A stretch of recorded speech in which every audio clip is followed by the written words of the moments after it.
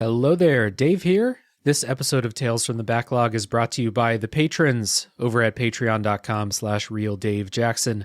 Cool people like Chris Nelson, the Top 3 Podcast crew, Zulgeek, Colby Moyer, Eric Guess, Rick Firestone, Jill, Kieran, ZNA, Gilmer, Mikey Tabletop, and new patrons Jeff on the Brain and Cupcakes have all gone to patreon.com/realdavejackson, kicked me a few bucks to support these shows that we're doing here. I appreciate you all very much. Listeners, you can be just like them. If you go to patreon.com/realdavejackson, you will have my undying love and support, as well as some podcast treats. Okay, on to the show.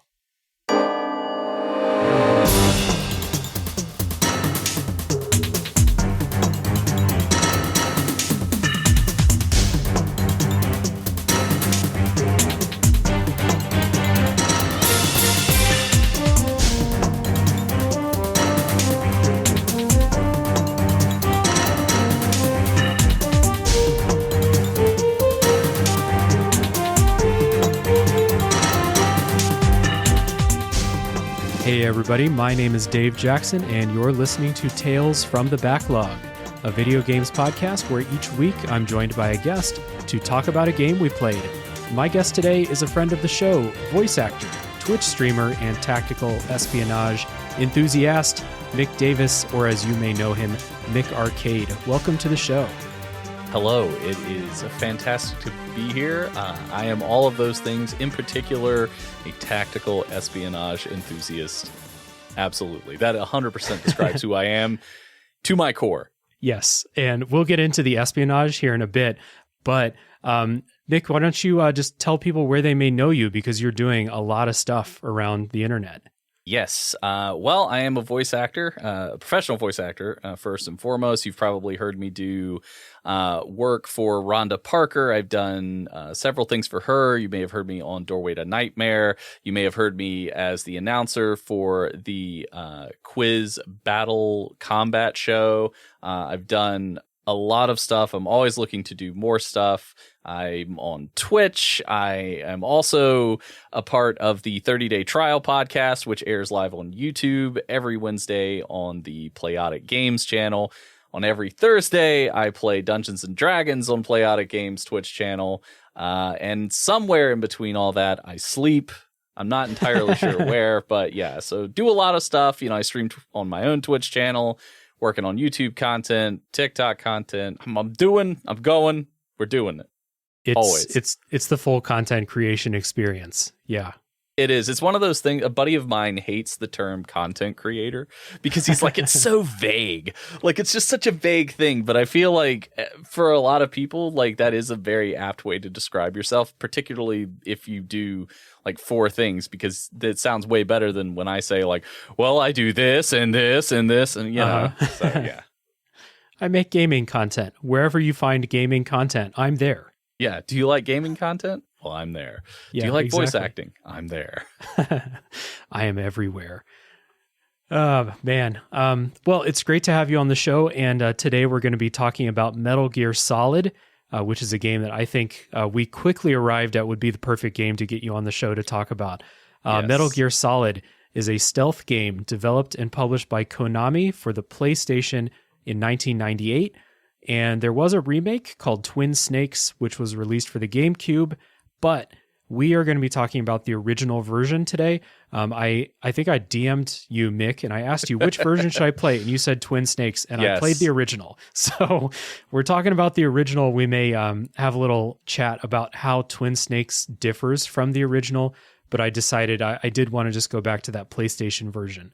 I think you made the right choice in that regard. Like, experiencing the original means you get to experience all the frustrations with the original, particularly in the year, 2022, like, because in 1998, a lot of these things were super innovative and great. And today, not so much, but Twin Snakes makes it a little better because it incorporates some better gameplay mechanics. So. Okay. Gotcha. Yeah. We're going to talk about all of those frustrations, things that would have been cool in 1998, things that are not possible to experience with the way that I played it. We'll get into all of that in a little bit. If you, listener, are listening to this show and you don't know what Metal Gear Solid is, I'm going to say it is one of the first really cinematic video games, one of the first video games I ever played that is very clearly inspired by movies and is trying to look like a movie in a lot of places. And one of the first super high profile stealth games, I think, like really probably brought stealth games up to the mainstream. I know there were Metal Gear games before this, but this was like a smash hit. So bringing both of those things to video games. How about you, Mick? How would you describe this to someone who's never heard it or played it? So it's if James Bond was an 80s action hero, like an Arnold Schwarzenegger or a Jean-Claude Van Damme or Steven Seagal, and then they just took everything about the story and cranked it up to 11. Like, I think that's the best way to describe this game, because it's pure insanity. You get, like, I feel like for the most part, maybe the first hour, 2 hours of the game and story, you're like, okay, I get it. Yeah. But then it escalates significantly. And it keeps escalating. And it just keeps going and never comes back down. No, it never comes back down. And it gets to a point where, like, any one of the plot twists that you experience in this game would be the plot twist in, like, an action movie or something like that. So it really gets wild. We're going to talk about the story here in a little bit, and then we're going to not try to make sense of it all, because that'll drive me crazy, but we'll get into more details. Yeah, in the spoiler section. So this episode is a regular spoiler policy. We're not going to spoil any of the plot revelations in the game. I'm not even really going to talk about the story much in the non-spoiler part. We're going to give you the setup, but a lot of the story stuff we'll save for the spoiler section. There will be some things that, like, I'm going to talk about in the non-spoiler part that, like, could be considered gameplay spoilers, but this game is so old, it's so famous that I don't really feel bad about doing that. And some of those things that I'm going to talk about are some of those things I said earlier that, like, most people playing it for the first time in 2022 are not going to have that experience anyway. So yeah, that's the spoiler policy. Mick, what first brought you to Metal Gear Solid, and what's your history been with the series and with Kojima since it came out, or since you started playing? So in 1998, my older brother worked for FuncoLand, and, you know, periodically he would buy different games for me for Christmas or birthday or whatever. And for Christmas in 1998, he got me Metal Gear Solid and Silent Hill.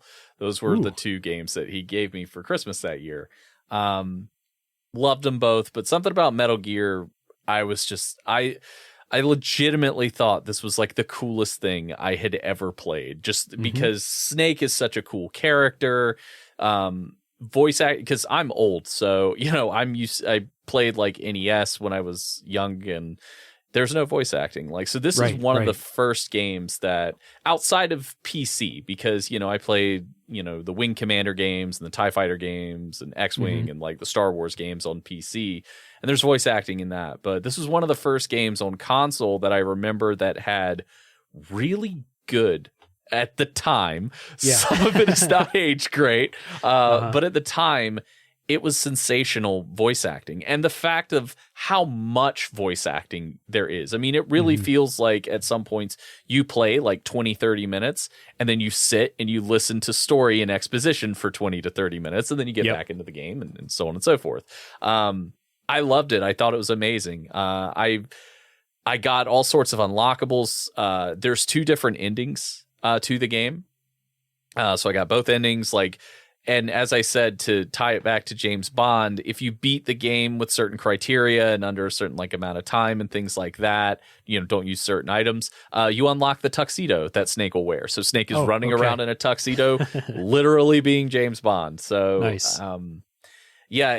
Played it then, and in a lot of ways, it's responsible for me getting into voice acting and becoming a voice actor, because when you've played it over and over and over again. Like, I can't even tell you how many times I've played and beaten this game. I just started doing the voices. So I would do Snake, I would do, Liquid, Revolver Ocelot, just start doing their voices and doing that for years. It was like, inadvertently, I was practicing becoming a voice actor by doing their voices. Hell yeah. And did you follow the rest of the series? Were you as in love with the rest of it? And then as Kojima moved on to Death Stranding and stuff like that, have you followed? I have indeed. I haven't played a ton of Death Stranding yet. I'm terrible just because I keep playing like old games. But yes, no, I followed him throughout. This is gonna sound bad. I cried at the end of Metal Gear Solid 4 because I was like, it's so amazing and perfect. And then objectively, like, it's kind of not. Like, going back, 10 years later, I played it again and I was like, oh, okay, yeah, it's good, but it's not like as good. One of the first big things I did on it's kind of how I gained more of an audience on Twitch was playing Metal Gear Solid. I played the first game, but then through Metal Gear Solid 2, like, my audience really grew and I met a lot of really cool people, made a lot of really cool friends. So that, kind of any sort of success and growth that I experienced came through playing Metal Gear Solid on Twitch. And I did the entire Metal Gear Solid Legacy. So I played through all the games on Twitch, and it's great. I have a Metal Gear Solid tattoo. I literally have a snake that goes up my left arm all the way to my chest. He has an eye patch and is holding a knife. So nice. It is, I'm into it. And Kojima, I love the guy. I think he's a madman, but I love him. And I'm so excited that he's just making really weird stuff now with like Death Stranding. I even loved when he was kind of the head creative of Konami and he did 2 Castlevania games. He was going to do Silent Hill, and then Konami got pissed because he spent $20 million on music for Metal Gear Solid 5. So they're like, well, you're not over this anymore. But so yeah, that's a very long answer to your question, but I love these games. I love Kojima. Yeah, it's great. Oh yeah, awesome. I'm glad I have you on to balance me out then, because I'm pretty much the exact opposite. I just played Metal Gear Solid for the first time, and my experience with Metal Gear and Kojima is just, there is a Metal Gear Solid game on Game Boy Color, and I had that when I was a kid, and I played it. I thought it was pretty fun. Ghost Babel, right? Yeah, Ghost Babel, right. Never beat it, but I had fun. I never beat it because I was a little kid. You know how it goes. And then the only other Metal Gear game I'd played is Metal Gear Rising, which I've played like 3 times. I fucking love that game's game. Awesome. It's great. That is not a Kojima game, though. That one's not. It's great. It's super fun. Yeah, super fun. It's got his name in the credits, but like that was, like I said, the only thing with the title Metal Gear that I'd played since that Game Boy Color game until I decided to play this, the original. But I did play Death Stranding. I love that game. Like you said, it's weird as shit. The plot doesn't make any sense. Nope. It's really fucking stupid. I love it. Gameplay is amazing. The gameplay is amazing. It's incredible. And you said Kojima's a madman. Sometimes I think he's just a madman. Sometimes I think he's a mad genius because stuff like Death Stranding is so fun to play. And it's an idea where only someone with as much like leash as he has, because it's his company now, right? So only someone with that much leash would be like, we're going to make walking the game. And it's going to be simulator, fun. The game. Yeah. Yeah, it's magic. I do think he is a mad genius, but he absolutely needs to be reined in sometimes.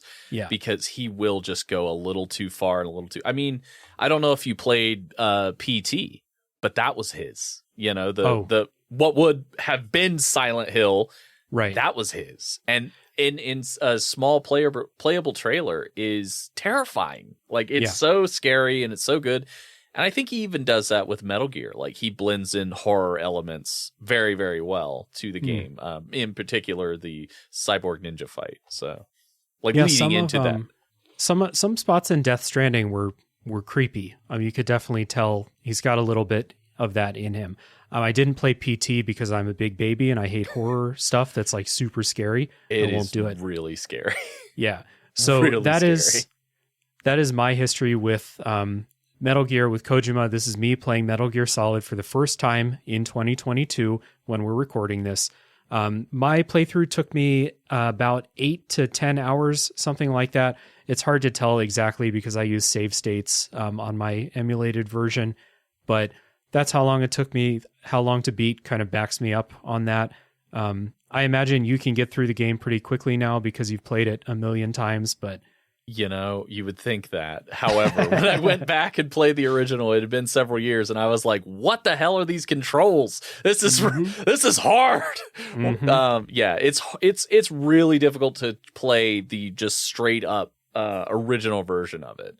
Again, Twin Snakes, much easier time playing it just because of some really needed gameplay adjustments. Yeah, and I think that's a good segue to get into some kind of opening thoughts about my experience with Metal Gear Solid, and then yours too, of course. I think this game's really interesting. It's super aged in so many ways, controls being right at the top of the list. But this is before the age of standardized controls, and like I got the hang of the controls, and I got the hang of the gameplay for the most part.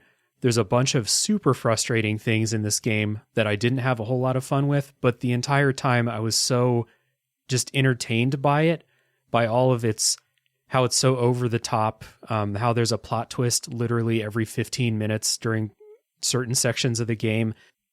There's a lot of like, if I was like, sometimes when I play games and I'm like really frustrated, I'll like angry text in my Discord server or to friends. I don't know if I did that a bunch in this game, but if I did, it would have been like every 2 minutes, I've been like, fuck this game sucks. Holy shit, what was that? That was really cool. No, fuck this. This is the worst game I've ever played. Whoa, hold on, that's super weird. That's cool. I'm kind of into that. It would have been like, it was a real roller coaster of stuff like that.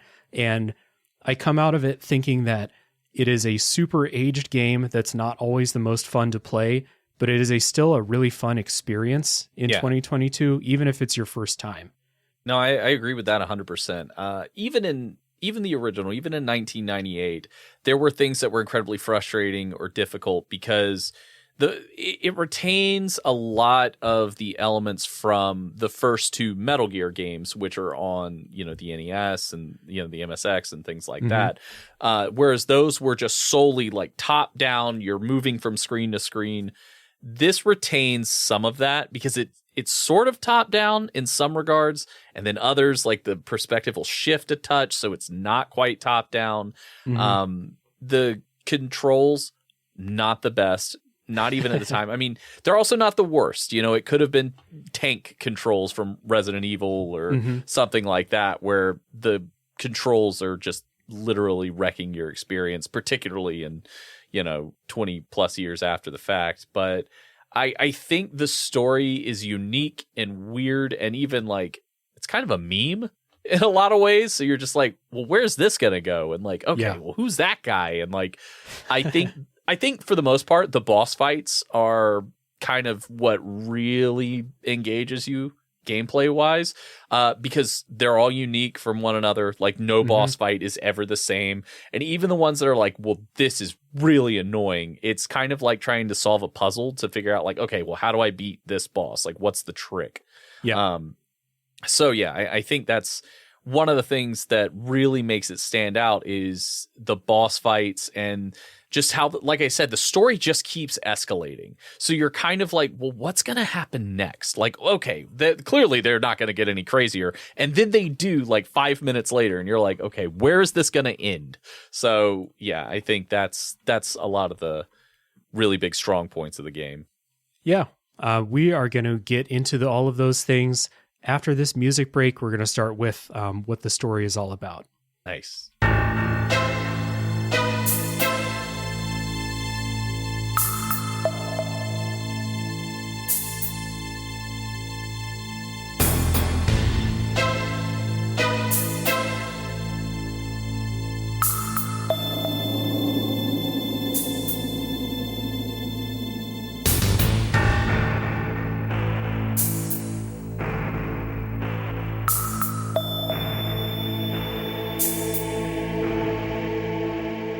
So in Metal Gear Solid, you control Solid Snake, one of the more iconic video game characters out there.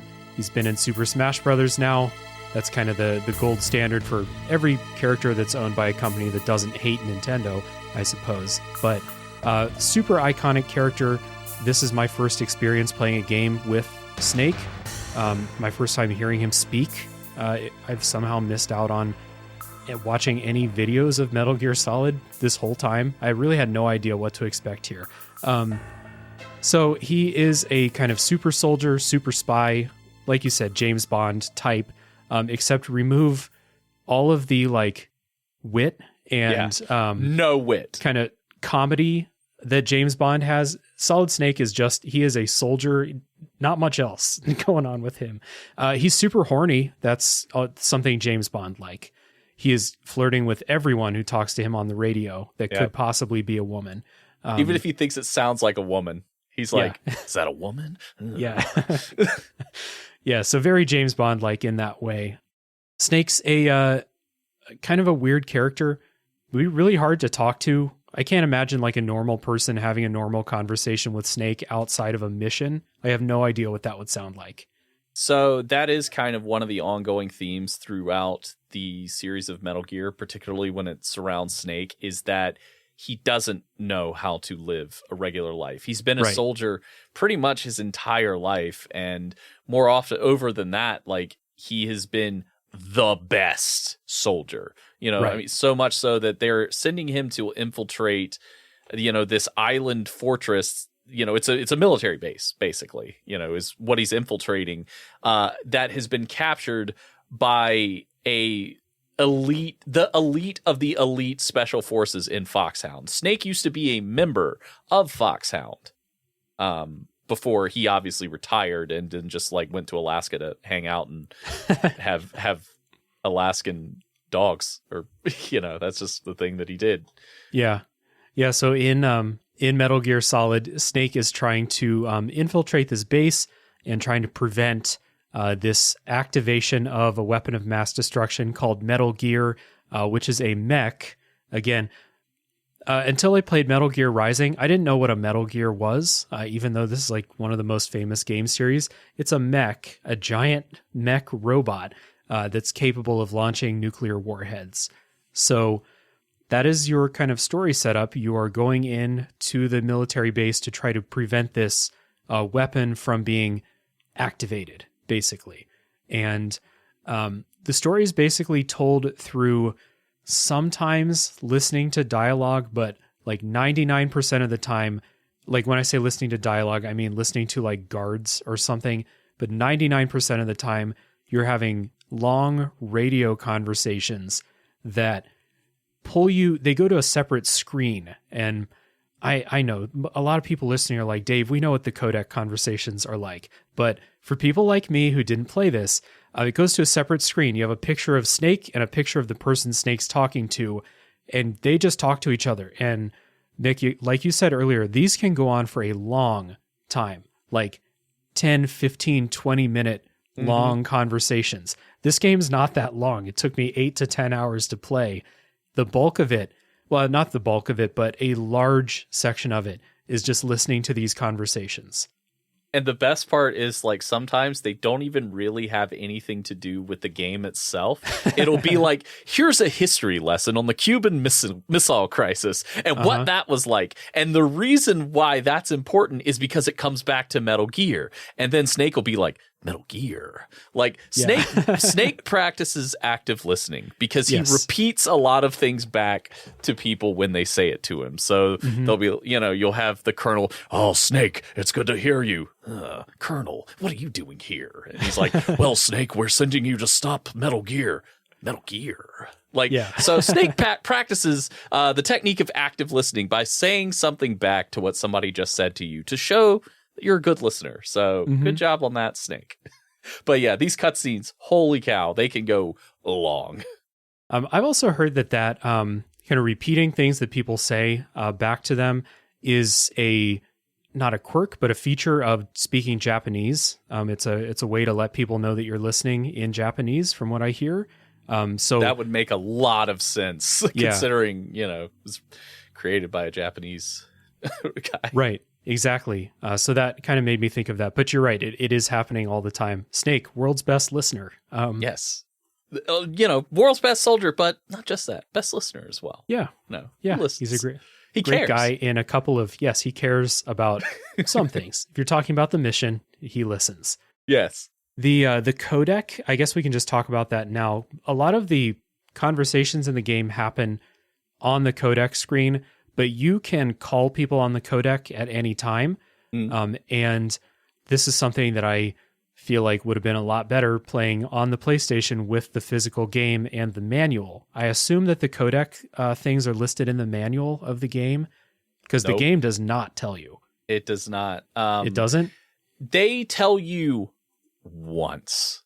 One usually. time? Yeah, when they introduce somebody. In fact, that's right. I don't know if you ever talked to this character, but the Russian weapons expert, did you talk to her?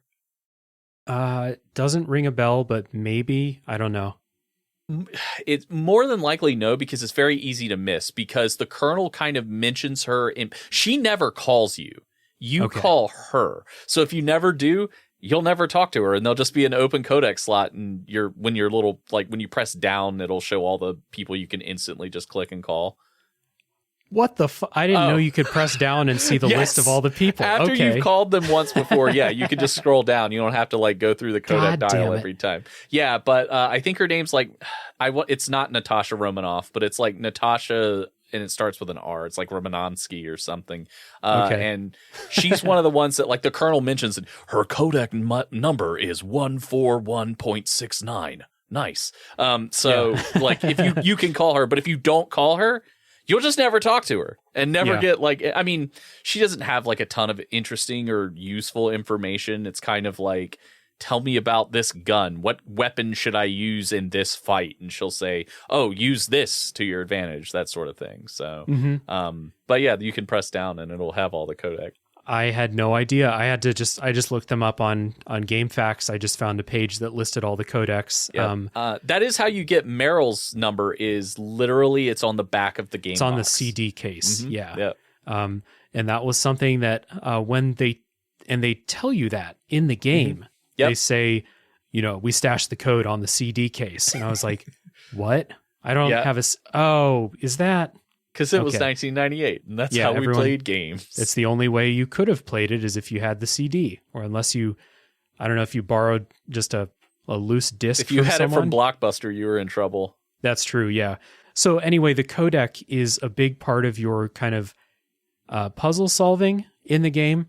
There's a lot of times when the way to progress the story is to call somebody, and you have a general idea of who you should call because you've been maybe communicating with them recently.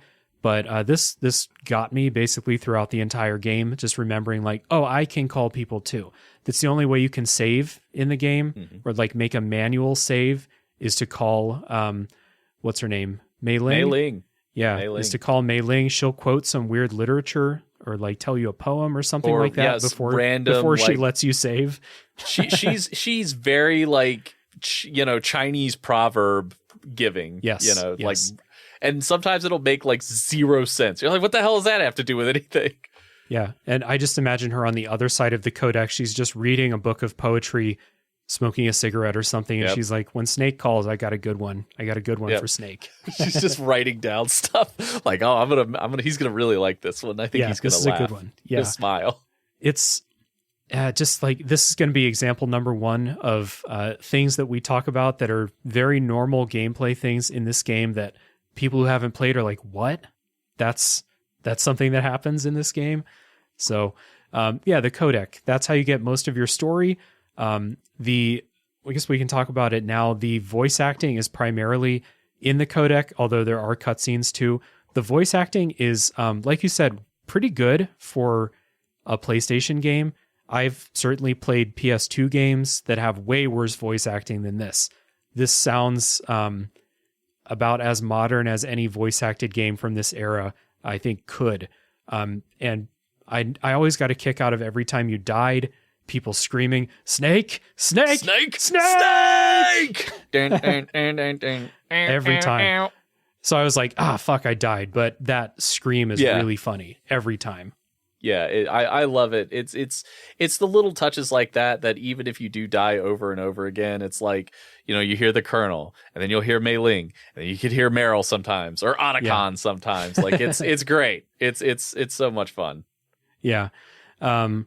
I guess this is a good time we can talk about the what I dubbed the Kojima-isms in the game, because a lot of them tie in with the story and stuff that happens. The first thing is that meta stuff, like we talked about, finding the radio frequency on the physical game case.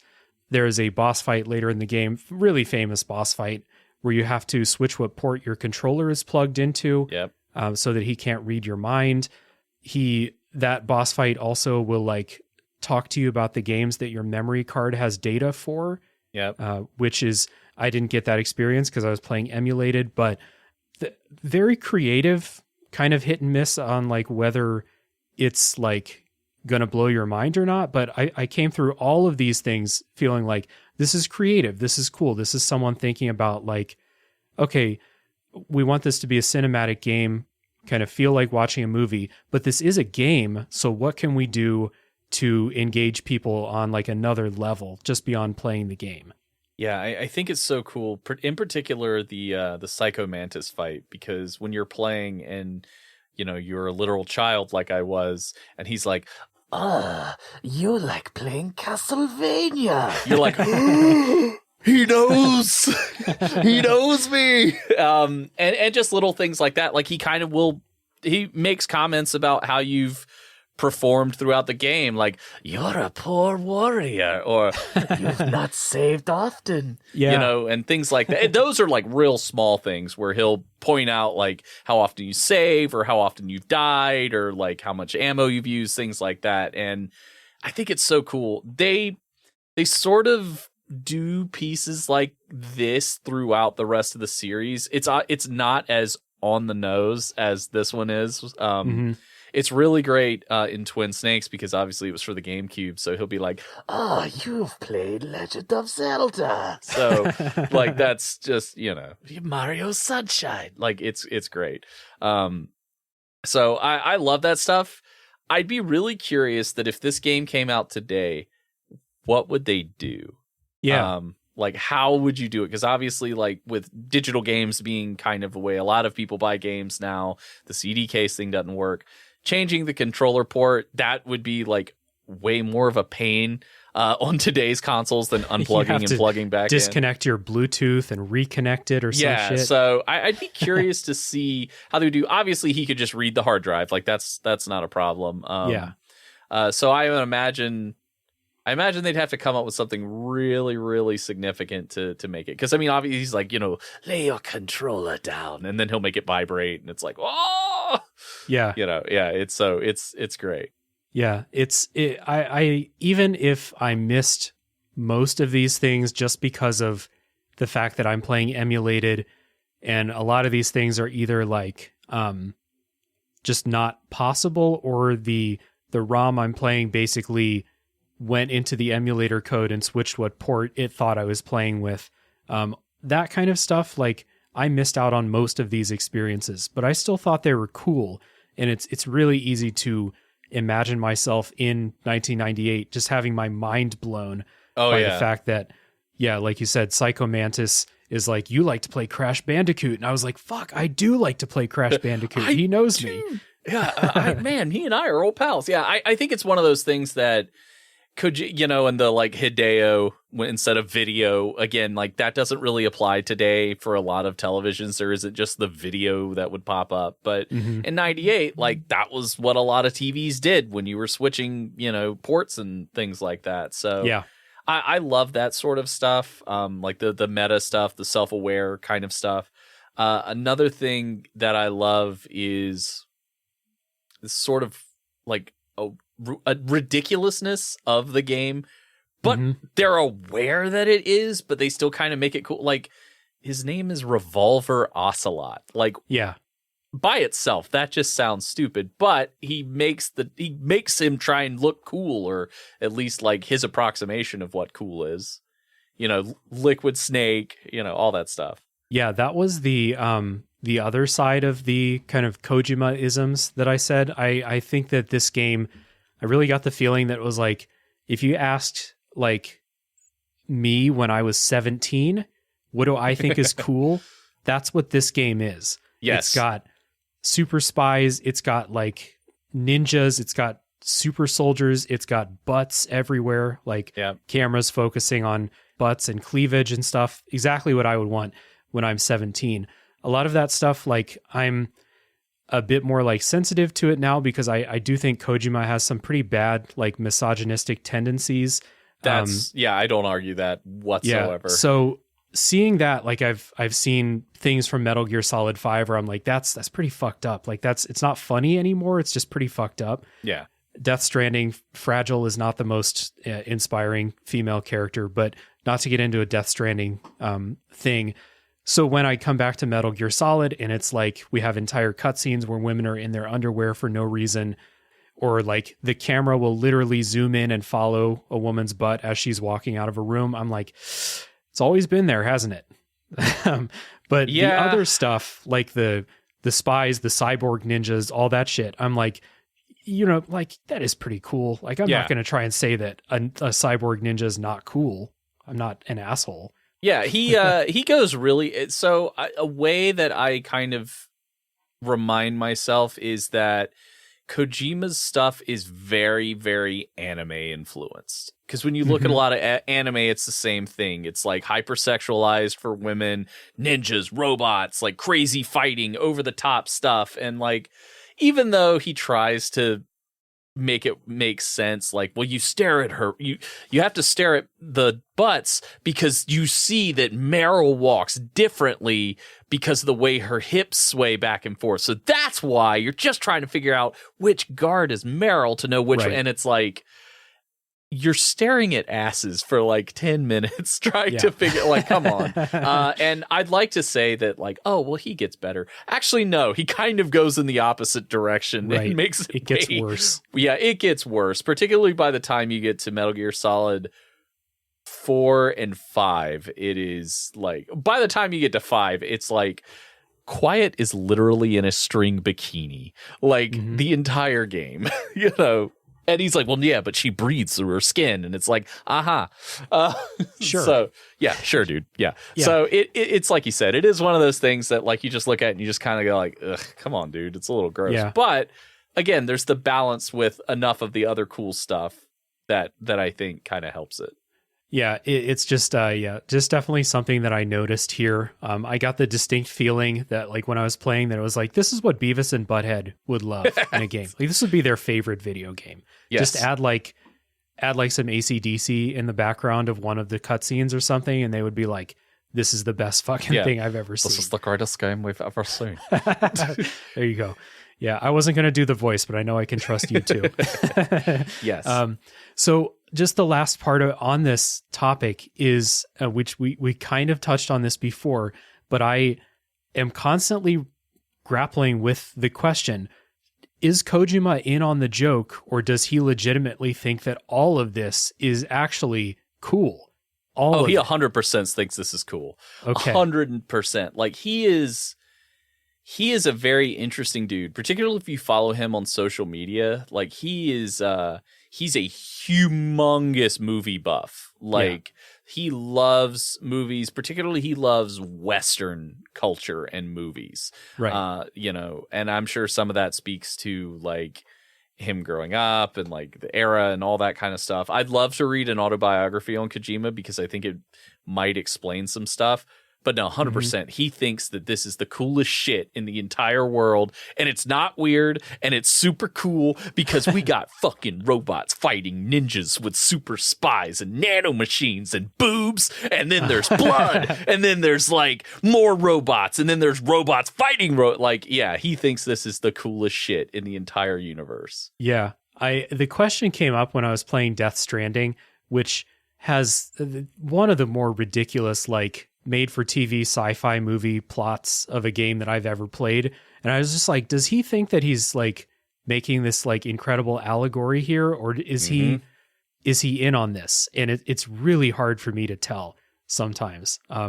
Again, not that robots and cyborg ninjas are not cool. Not that boobs are not cool. I support all of those things. Yeah. But it's just something where I'm like, ooh, it's hard to tell if he's like in on it or not, or if it's just, you know.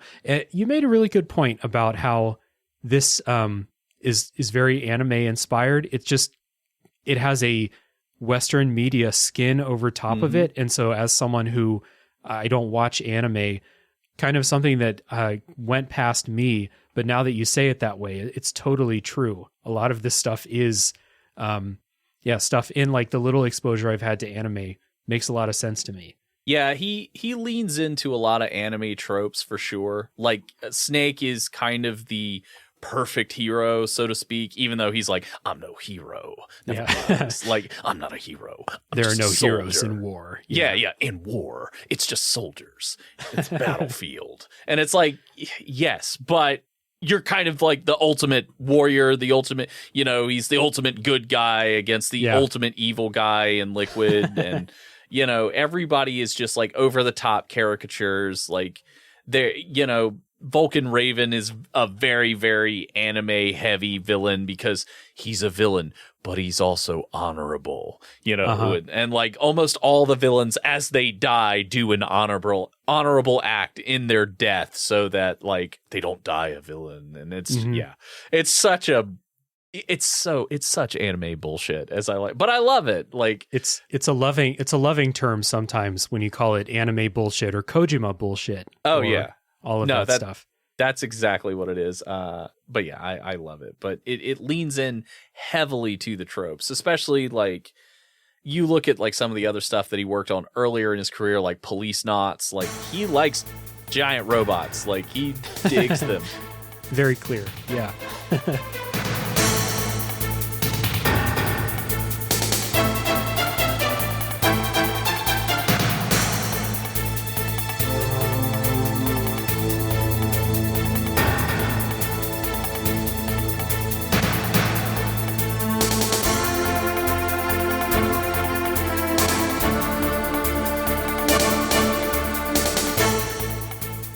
So, talking about the gameplay in Metal Gear Solid, this is a third-person stealth game, and it's a stealth game. There are lots of different ways that stealth games have evolved, but this is kind of like an early version of stealth, where enemies have vision cones, and if you're outside of the cone, they don't know you're there unless you do something loud, which is a nice little touch. You do have to be a little bit careful about.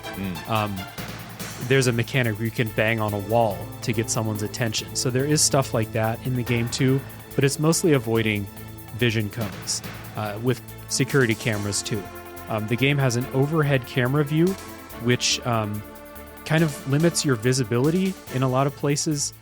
There's a lot of times when, like, if it had been a third-person view, like in Metal Gear Solid 5, I would have had a much better like idea of what was in this room with me, but because it's a straight overhead view, you have to get pretty close to stuff or like at least go to like the floor below, you know, a balcony or something like that to see what's going on. You can back up against something and it will go to a third person view and then you can see what's directly in front of you for a while, but it is kind of hard to like get the lay of the land. You have a radar that shows you where enemies and stuff are, but it's very minimal information. So stealth for me was a lot of like wander into a room, wander a little bit too far because I don't know what's in front of me, see a guy, quickly back up, and then like, okay, there's a guy there. Let's get into that. Like, let's lean up against a shipping container and then like kind of see what's here and then work from there. This is where I'm going to ask you, so you didn't know that you could hit triangle to look in first-person view? I only knew that with a gun that has a first-person view. I didn't know that you could hit triangle for a first-person view. With a gun, you just can't fire. Yeah. Okay. So you did know that.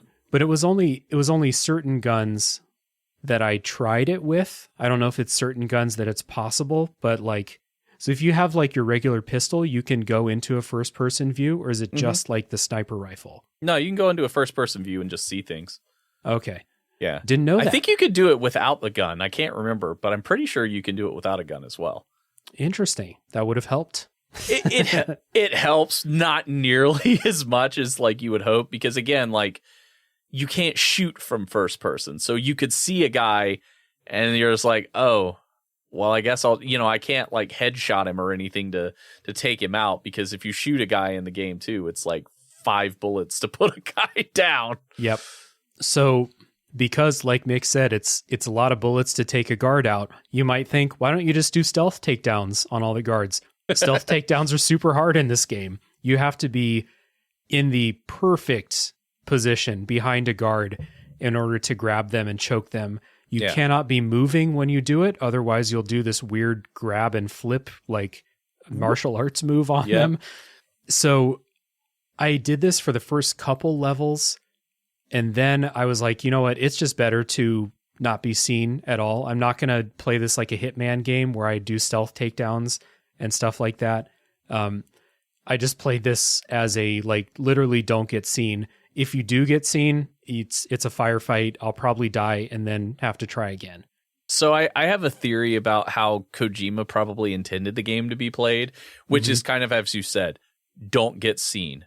Stealth, avoid conflict, avoid guards as much as you can. If you do have a guard that you face, take him out with a choke, utilize the cardboard box, utilize things like stun grenades. I think that's his intention of how to play, but obviously the other aspects of the game make that an incredibly difficult thing to do, just because it's like, well, you can't see an entire room. So if you choke one dude, another guy just sees you because you never saw him. So it's just kind of like, wow. Yeah. And if you do get seen, I don't know if this is true, but it really felt like the guards just infinitely spawn in. They kind of do, yeah. Yeah. So it ended up being like, if I get seen, I will try to fight my way out of it, but I will 90% of the time, I'm just going to die and I'll have to start again. Yeah, it's one of those things that you have to make the alert go back down. Yeah. Otherwise, they will just keep coming and keep coming. So the idea is take out a couple of guards, hide somewhere, the alert will go down, and then they stop coming.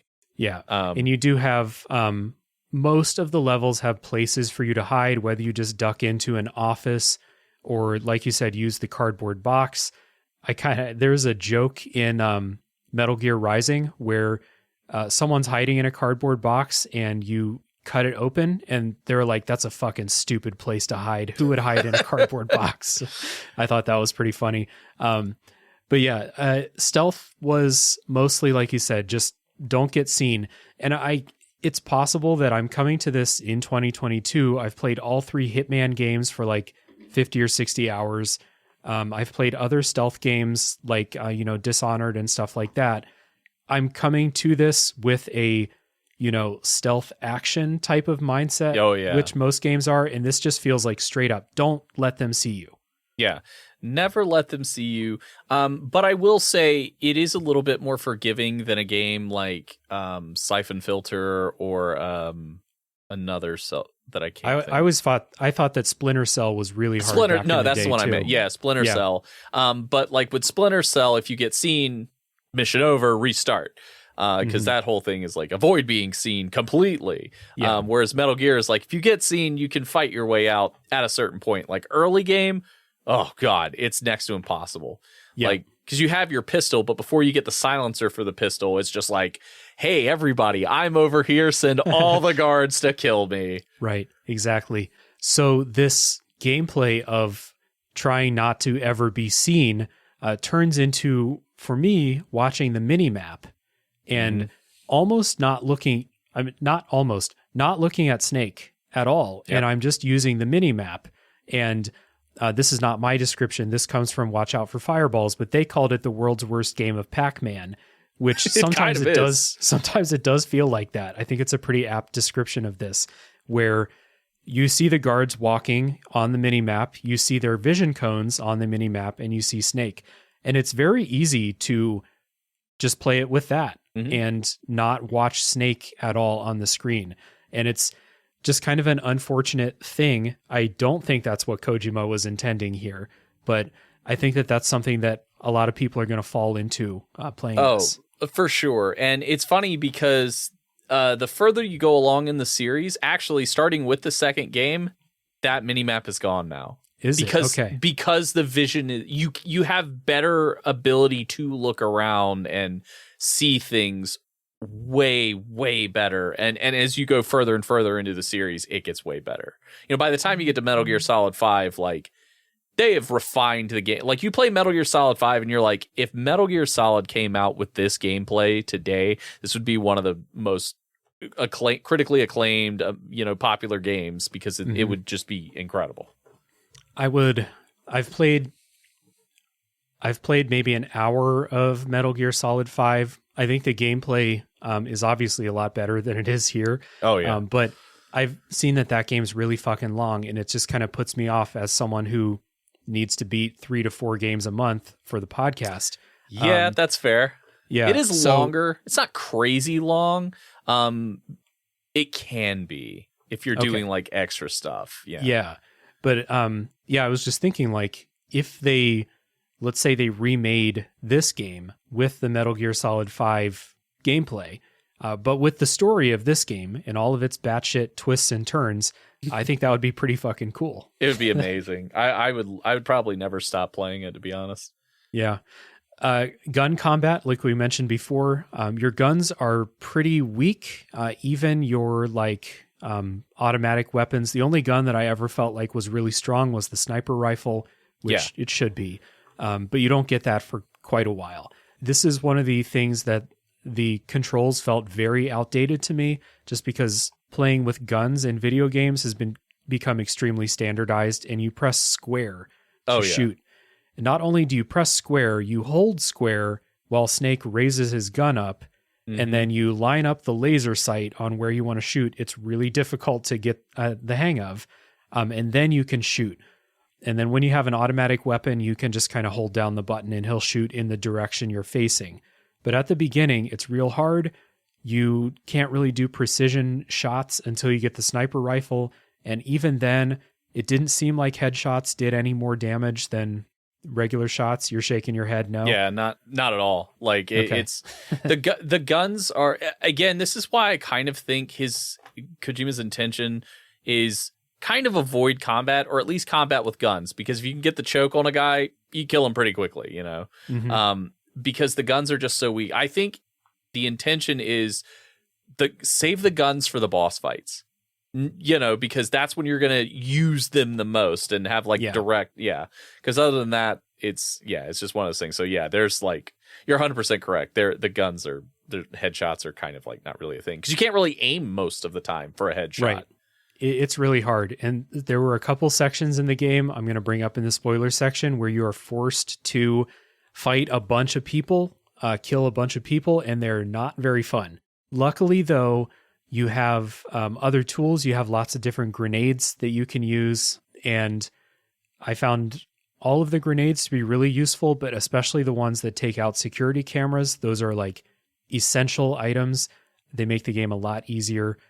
And you talked about earlier the boss fights a little bit, but I do want to bring them up because the boss fights are not just a dude with a bunch more health than a regular dude, although that is true.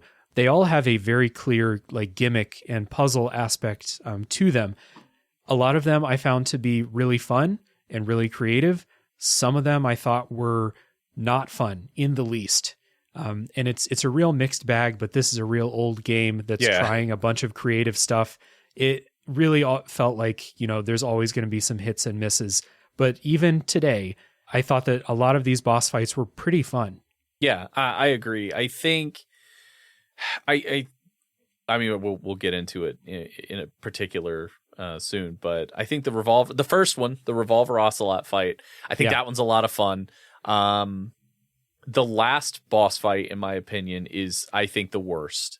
It's visually the coolest. Yes. It's the coolest setting and coolest scenario. But from just a gameplay perspective, it is the most obnoxious, because you are so limited and you're the controls don't make it easy, and the and boss you're on himself. A timer. Yeah, you're on a timer. The boss himself is just almost like unfair AI, like that level of like, this is just unfair.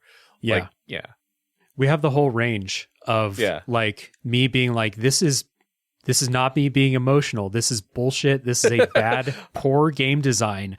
And then all the way up to like, this is fucking great. I love this. And everything in between with all of these bosses. If there's, 10 bosses or something like that in the game, you get the range of 0 out of 10 up to 10 out of 10. And everything in between. I think that is one of the cool things about the game is that it does have that, like some boss fights are great. Some are like, this sucks, so it's cool. And I don't feel like you get that with every game. Some games, they just kind of like their bosses are kind of, just like, I don't really remember much about them. But this one, you remember every single boss fight. Yes, exactly. They're all memorable for one reason or another. Good, bad, in between. Yep. You're going to remember all of these. And I just appreciate how all of them have their own gimmick. All of them have their own puzzle to solve. There's only one that feels like it's just you're fighting a regular dude, and there is a cool like gimmick to it. The first boss, it's just a dude with a gun, but he's bouncing bullets off the wall. You have to avoid the ricochets. You have to chase him around this central pillar. You have to not touch the guy that's rigged to explode. There's a whole thing going on in that fight. Yeah. I think it's there's a couple of really good ones. We'll get into it though. I'll save it. Okay. All right. So, boss fights, cool. I guess one other thing about the gameplay that is just very outdated, frustrating as I was playing, that you have your gun that you equip, and you can also equip a side item, such as night vision goggles or the cardboard box or something like that. You can only equip one thing. There's no hotkeying, and things that you might assume to be like automatically equipped and don't count as that one item, like keys or your gas mask or something, they're not automatic. So if you're walking through a room full of gas, you have to wear your gas mask. And then if you come up to a locked door, you have to take the gas mask off, use the key, then hurry up and put the gas mask back on. And there's a section with lots of gas and lots of locked doors. And I was like, this is fucking stupid. Did you not play test this? Like, why? That's just one of those, like, because that's how the original game worked. So it's sort of like a callback, and just, just a different time of game, just evolving video game design for sure. Yeah. I think it's also just one of those, like, it's supposed to still provide a challenge. Like, you never feel like it's a walk in the park because you're like, I have to move quickly because I have to switch back and forth. Yeah. So it sucks, but it's just one of those things, To be clear, like, it sucks, but it's not like this like made the game unplayable. It's just annoying. Yeah, no, it's 100% annoying. Yeah.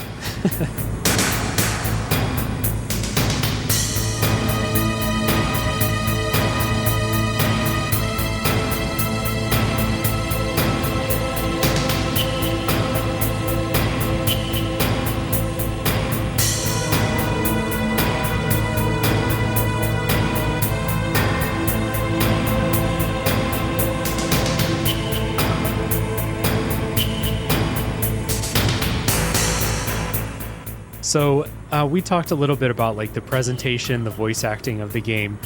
First of all, as far as visuals go, I think this game looks pretty good for a pretty early PlayStation game. I'm not sure exactly when the PlayStation was released, but 95, I believe. 94 or 95, one of the two. Okay, so this is kind of like a mid-generation PlayStation game. Yeah. Looks pretty good. I know that I've played other PlayStation games that came out at a similar time period, and this looks better in a lot of ways. It's a very gray game. Yes. Because it either takes place inside military compounds or outdoors at night. There's not a whole lot of like colors and stuff going on in the game, but it's not super visually appealing in that way, but it's also not, everything doesn't look the same, There were times when I didn't know where I was supposed to go, but it's because there was like a wall that I had to blow up with C4 and I just like didn't know or something like that. Yeah. There wasn't a whole lot of like, I don't know what I'm allowed to do in this room. Not a lot of those problems. Yeah, I do think like it's a relatively, it's like you said, it's a gray game. It's kind of dark. It's in a military facility, but the facility itself is different enough that you're like, oh, this is where I'm at. Like, or I need to go back to this area that looks different enough from the area that I'm in. Like, it doesn't all like bleed or blend together. It's kind of hard to get lost for the most part, like because you are kind of driving forward. You don't really backtrack too much. Like there's a couple of times where you go back and you get a specific weapon from an area that you couldn't get to before, but for the most part you're constantly moving forward. It's not really a lot of backtracking or like getting lost or confused or something. This game I know I said like I think this game looks pretty good for a PlayStation game. There's some really weird stuff with the visuals though. The faces are real weird in this game. Just the flat like nothing. Yeah. Like there's a nose and that's it. Yeah. Like I remember playing Deus Ex for the first time, the original Deus Ex, and being like, what's going on with these faces? Then I played Metal Gear Solid and I was like, oh, seriously though, what's going on with these faces? The eyes are super small. Mm-hmm. Snake looks like his eyes are closed all the time. Just super weird. There's a section where Snake has his shirt off in the game and the arm polygons are not connected to the chest polygons. It's fine. It's probably fine. He'll be okay. He'll be all right. Soldier. Yeah, it's fine. But despite all that, I still think it's a pretty good looking game. And the cutscenes and cinematics were a lot of fun to watch. They're weird. They're over the top, but I did enjoy watching them. I think it's one of the first games that I remember that had like really extended cutscenes, that told story and like pushed the game forward. I mean, like objectively, it feels very much like a Bond movie because you'll have a villain stand there for 15 minutes and explain everything for you. Yes. You're trying to rescue a guy who then stands there for 20 minutes and lectures you about the history of the Cuban Missile Crisis and, what decisions led to the founding of this organization for the United States. And it's just like, bro, shouldn't we get out of here? Like, I'm trying to save you.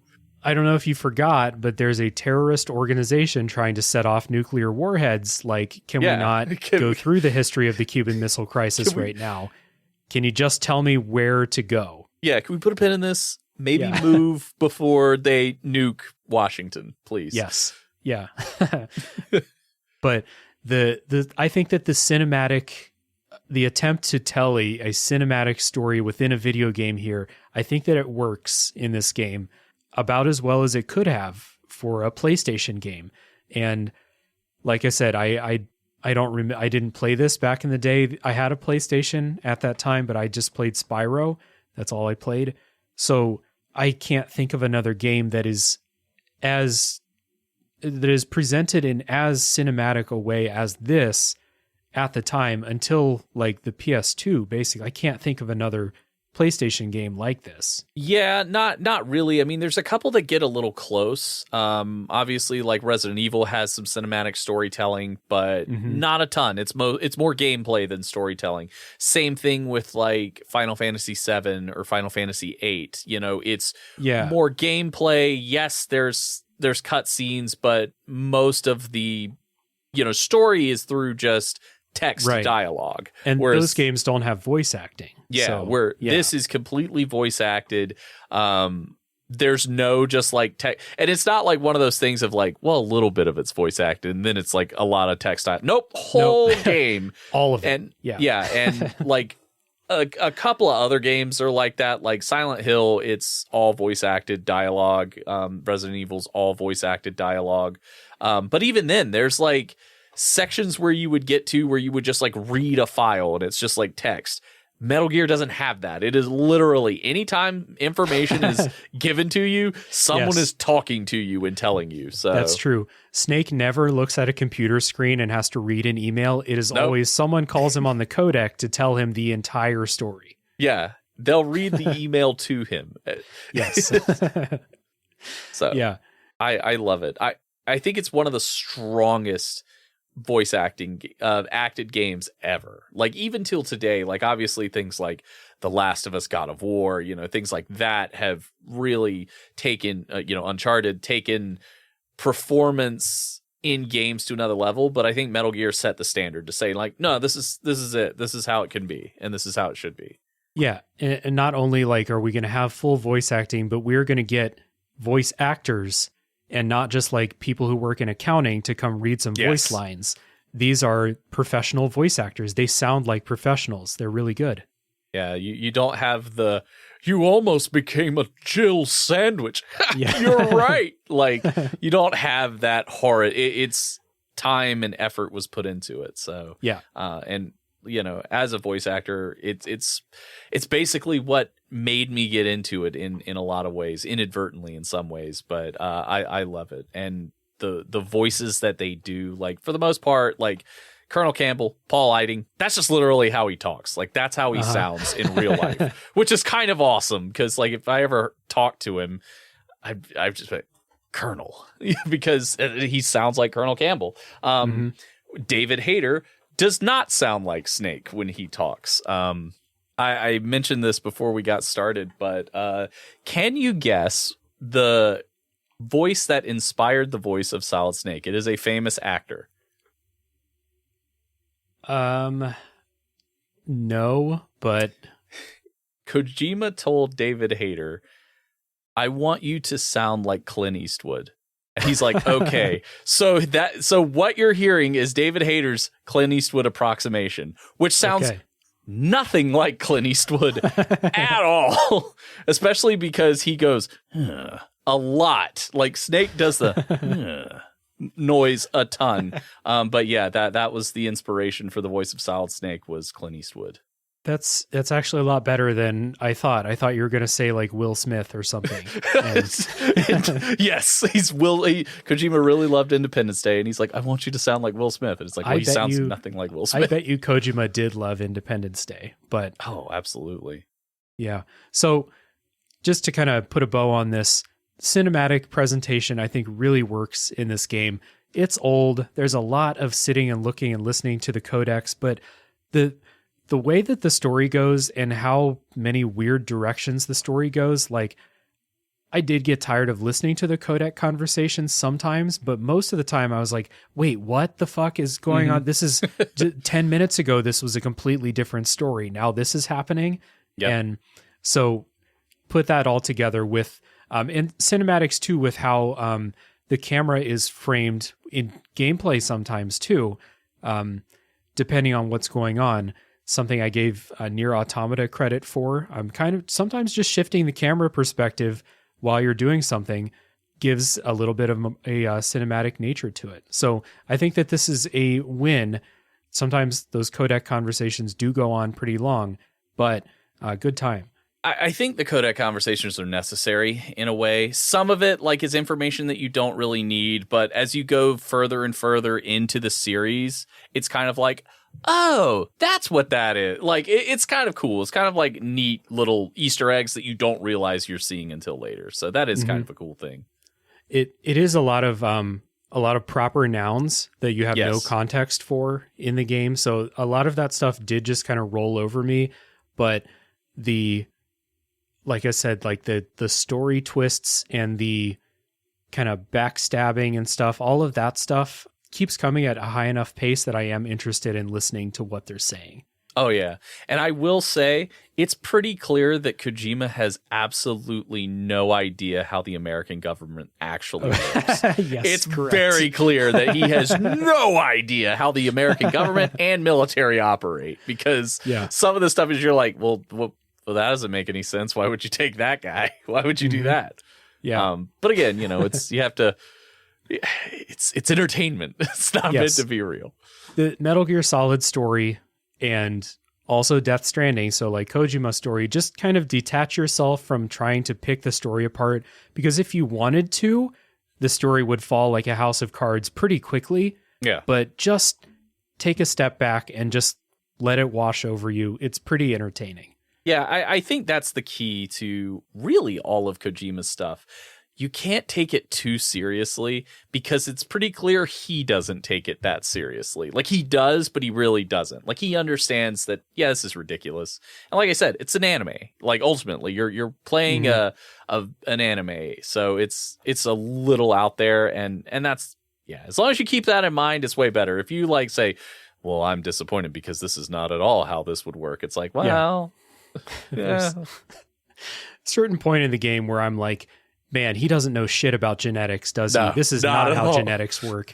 But if you're going to be like, and therefore the story is awful, I'd be like, well, hold on a second. Like, Well, let's like just take it easy. This was never meant to be this grand, magnum opus of storytelling. This is an entertaining spy story with backstabbing and secret organizations and stuff like that. And it's a story continuation of two games that most people probably didn't play before they played this one. A lot of people probably didn't play Metal Gear and then Metal Gear 2. They just started with Solid, and they're like, well, wait, what the hell? Like, who is it? What is, who is Big Boss? Like, what is going on? And it's like, that's who you dealt with in the original games. He just didn't really tell you who they were as well. Right. So this game was remade on the GameCube, and maybe just like for a few minutes, we can just chat about what changes did it make, and did it make it a better playing experience? Because you've played both versions. I've only played the original. It absolutely makes it a better gameplay experience. One, it came out on the GameCube, so automatically the graphics are better. Like, the characters look better. You don't have like the weird amorphous blob faces. Like, there's more detail. The color palette's better. The lighting's better. So you just have that like immediately. Like, the game is clearer. It's easier to see things. They also adapted the controls from Metal Gear Solid 2. So you can actually shoot from first person mode, and you can look in first person mode and see around a room way better. You can move better just because, again, like, an analog stick is your standard way of movement as opposed to just, a pad. So those are the two biggest things. Is like, it's a huge graphical overhaul, and then the gameplay is just smoother. Like, Snake can actually do like a running roll, so you can traverse like large areas way quicker. You could do it in the original, but it's better in Twin Snakes. They completely re-recorded all the dialogue, a couple with new voice actors. Yeah. What? Yeah. So from a voice actor perspective, Cyborg Ninja, the guy who voices him is the same guy who voices the DARPA chief in the original. So if you listen, particularly when Deep Throat, which is Cyborg Ninja, when he calls you, you can very clearly tell that it's the DARPA chief. And I'm like, wait a second. Even though it's not supposed to be, it's supposed to be Cyborg Ninja. But they changed that in Twin Snakes. They actually recast Cyborg Ninja. And it's funny, in the remake, Rob Paulson voices him. Rob Paulson is famous for Pinky from Pinky and the Brain. So yeah, so that's kind of fun that you have like, oh, gee, Bright, being like, Snake, we must fight till the end. Like, yeah. So that's a really cool like change that they did, but they re-recorded all the dialogue. They cleaned up some stuff too in terms of that. Like, the cutscenes are a little better. The translation's a little better, so like a little bit of stuff gets like removed that just didn't make any sense whatsoever. So it's absolutely a superior version to play, particularly in today. You're still gonna have some of the same problems with like the hand-to-hand combat. Like, the gameplay didn't completely change. It's just an improvement based off of controls. Gotcha. So it's a little more accessible. Yeah. So that is probably why you recommended me play Twin Snakes for the first time. But I am glad I played the original, and this is a good kind of transition into some wrap-up thoughts and recommendations. I am glad I played the original PlayStation version, as this was it was like half me wanting to play Metal Gear Solid, because I never did, but also me wanting to play a critically acclaimed game from the past that I just never played. So I did. I was glad I stuck with the original PlayStation version. That being said, I'm glad I emulated it because I needed save states to get through this game. It's very difficult at times, especially the final boss is ridiculous.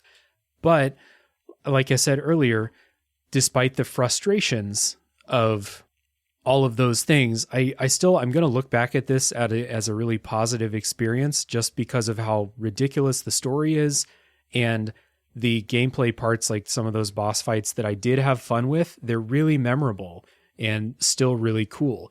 So I always ask people, who would you recommend the game to? And so for me, I would recommend this game to people like me who didn't play it. I recommend you check it out because even though some of those meta things are just not going to work for most people these days, it's still worth checking out because it's doing lots of creative stuff that seems gimmicky now, but I don't think it's that hard to put yourself in someone's shoes in 1998 and think about how cool it would have been. So I know that when I play games on the show, I'm always looking at them from a modern perspective. And so that being said, not putting myself in someone else's shoes, it's still an interesting experience in 2022 that I do recommend for most people to check out. And, if you're playing it and you're not having fun, stop playing it or use save states to get through it. Watch the ending on YouTube. That's always a possibility. But the takeaway is that this is worth checking out still if you haven't played it, I think. How about you? I agree 100%. I think it's one of those things, if you never played this one, even if you played another one, like you played Metal Gear Solid 5 or 4, you for whatever reason you picked it up down the line, I still think it's something that everybody should experience because it's not a game that the angry video game nerd would play and like smash and make a big to-do about, because I don't think it's ever bad enough in any one part or unfair enough in any one part that makes you go like, yep, done completely. Like there's no, because again, I think there's enough interesting in the game to pull you forward and make you want to continue. Like, yeah, you get frustrated, but like you said, whether it's using cheats or save states or whatever, experiencing the game is still, there's enough there to keep you wanting to go and be interested in it, I think. Yeah. Yeah, totally agree. So before we get into the spoiler section and really talk about some of these weird things that I want to talk about, a little bit of housekeeping. So first things first, Mick, where can people find you out on the internet? The easiest thing that anyone can do when you're wanting to find something related to me is to go to one of two places. You can either go to Twitter, where you can find my Linktree link, and that will take you to everywhere you need to go. It'll take you to my voice reel. It'll take you to my Discord. It'll take you to my Twitch. It'll take you anywhere, my YouTube channel, anywhere that you want to find stuff from me, it will take you. Of course, you could also go to my Linktree directly if you didn't want to go to Twitter. And you go there, linktree.com/MickArcade, twitter.com/MickArcade, and you can find anything that I'm doing. It's also got the best. You can contact me via Twitter. You can message me if you have a project that you want me to do some voice acting for, if you do a podcast and you'd like me to be a guest, whatever it is. I love doing stuff, and I love doing stuff with people. So yeah, that's the easiest way to find anything and everything that I do. Awesome. Yeah. And all the podcasters out there listening, get Mick on your show. As you can tell, this has been a good time. So do that. Check out a Twitch stream. I know I've tuned in to watch you play Bloodborne a few times. Yes. Very, very entertaining. So yeah, support Mick. Check out what he's doing. Cool guy. So for Tales from the Backlog, it's the regular support type stuff. Best things to do are to leave a rating and review. If you've enjoyed the show, that's really helpful for podcasts. If your platform allows it, tell a friend. If you want to support monetarily, there is a Patreon page at patreon.com/RealDaveJackson. You'll get lots of perks for signing up. And we also have a Discord server, which is open to everybody, not just patrons, with lots of cool people, including Mick. Mick is in there too. Cool people, like I said. So that is Tales from the Backlog stuff. I also have another show, if you're not familiar. It's called A Top 3 Podcast, where every week is a top 3 list, and they are mostly not about video games. So that's where I get all of my other opinions out. because God knows I can't, Mick, you're in the content creation business too. I can't have an opinion if it's not recorded somewhere. It's true. So, you have to document every thought you have and put it out there. correct. So Mick and I are going to take a break. When we come back, it's spoiler time for Metal Gear Solid.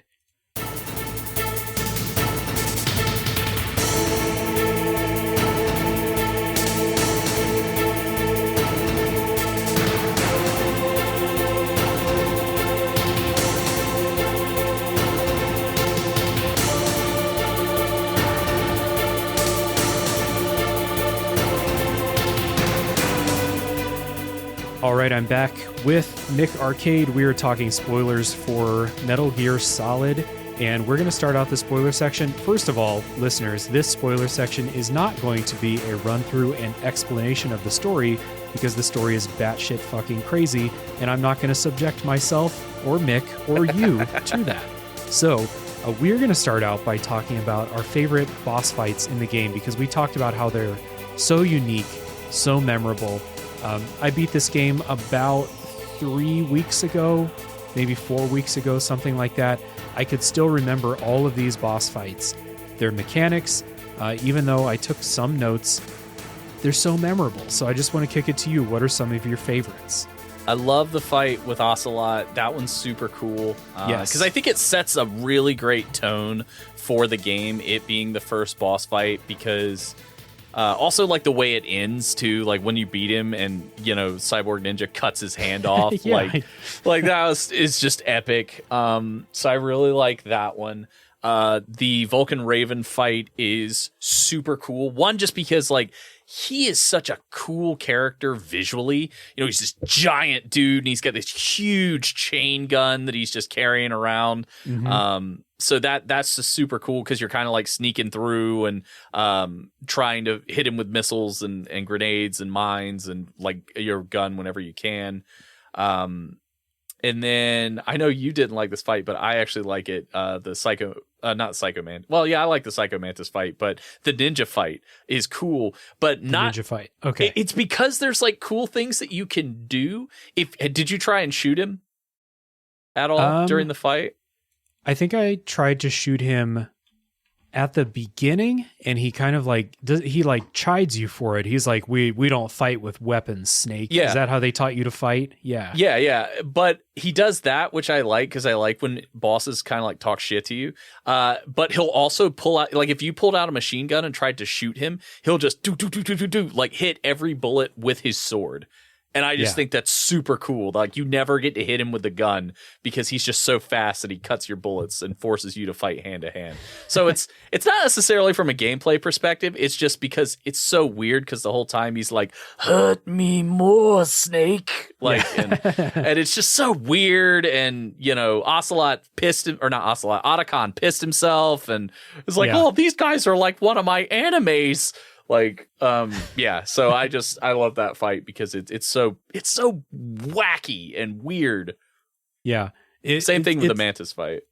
Yeah. So the ninja fight I didn't have a lot of fun with it, but it's not because of all that flavor that you said. All of that was really good. I just, the hand-to-hand combat in this game sucks. Yeah, it's terrible.